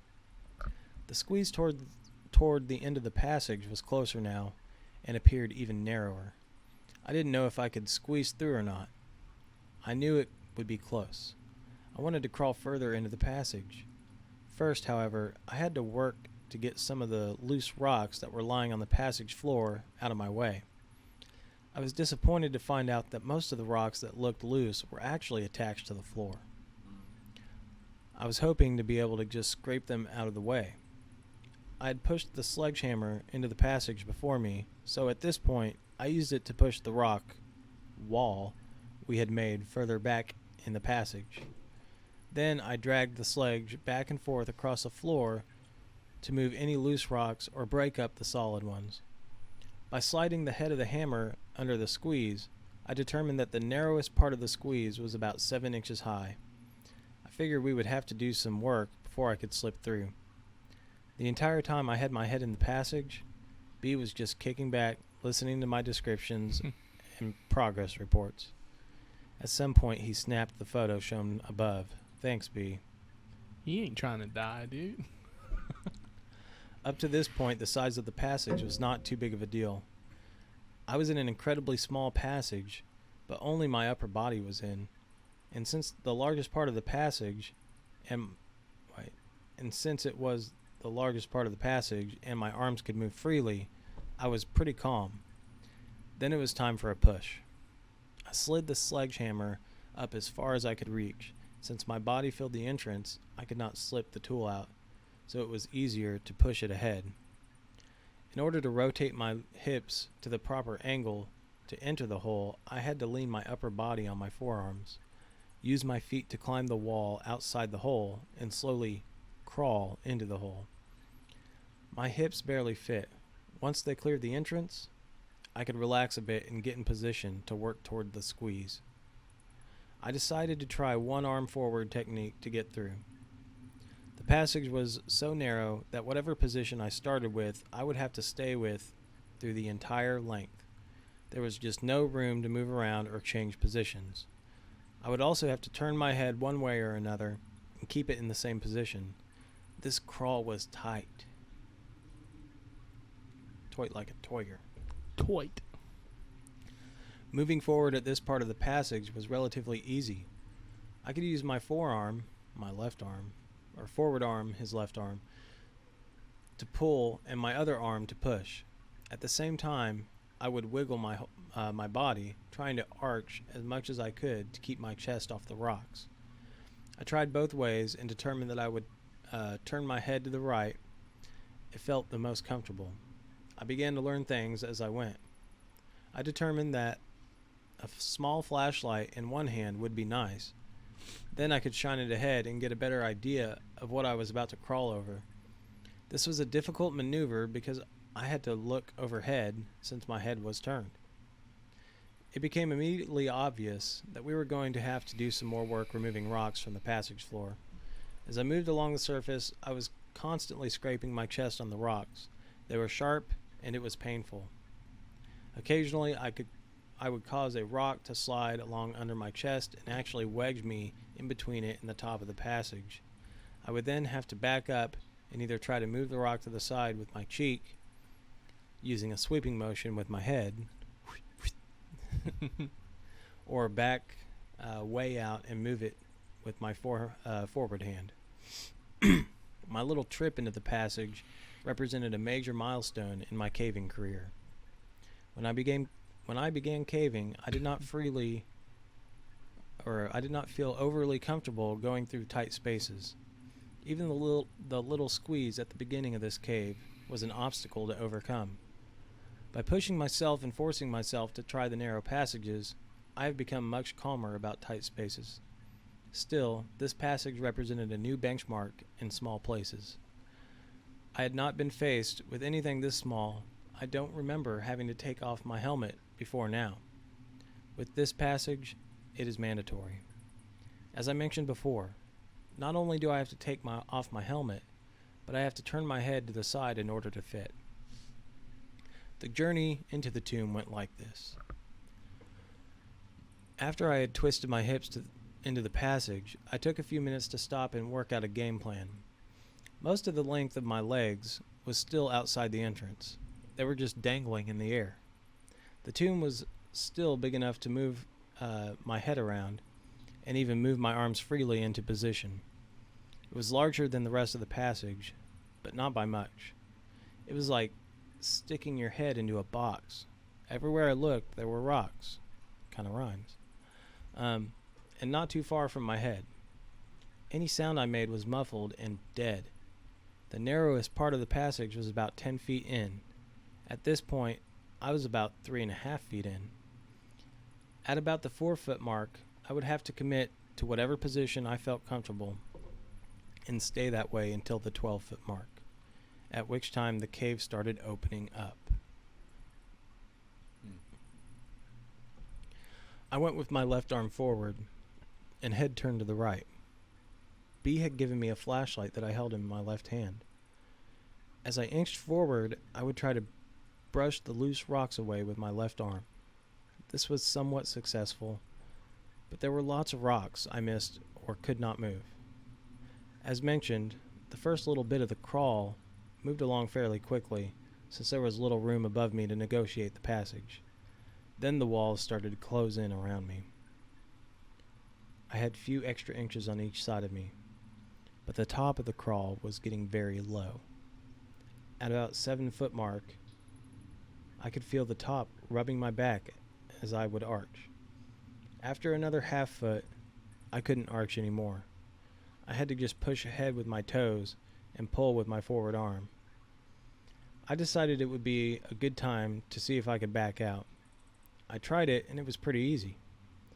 That gave me a lot more confidence. Still, I had B tie webbing to my feet just in case he had to pull me out. That's smart. Oh, yeah. Here's the last shot before his feet were all the way in. Dude. That's nutty. Fuck that, dude. How far in are we on this? In the hole? No.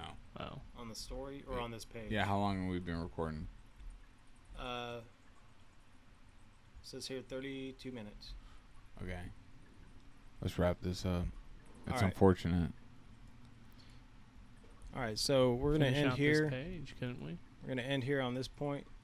There's still a lot on the page. Oh, is there? Yeah, you guys can. Well, he made Wrap it in things the up. hole pretty deep. That I was, think that's a uh, Yeah, good he part stop made it two. in there. there. That was part 2 of Ted's cave story.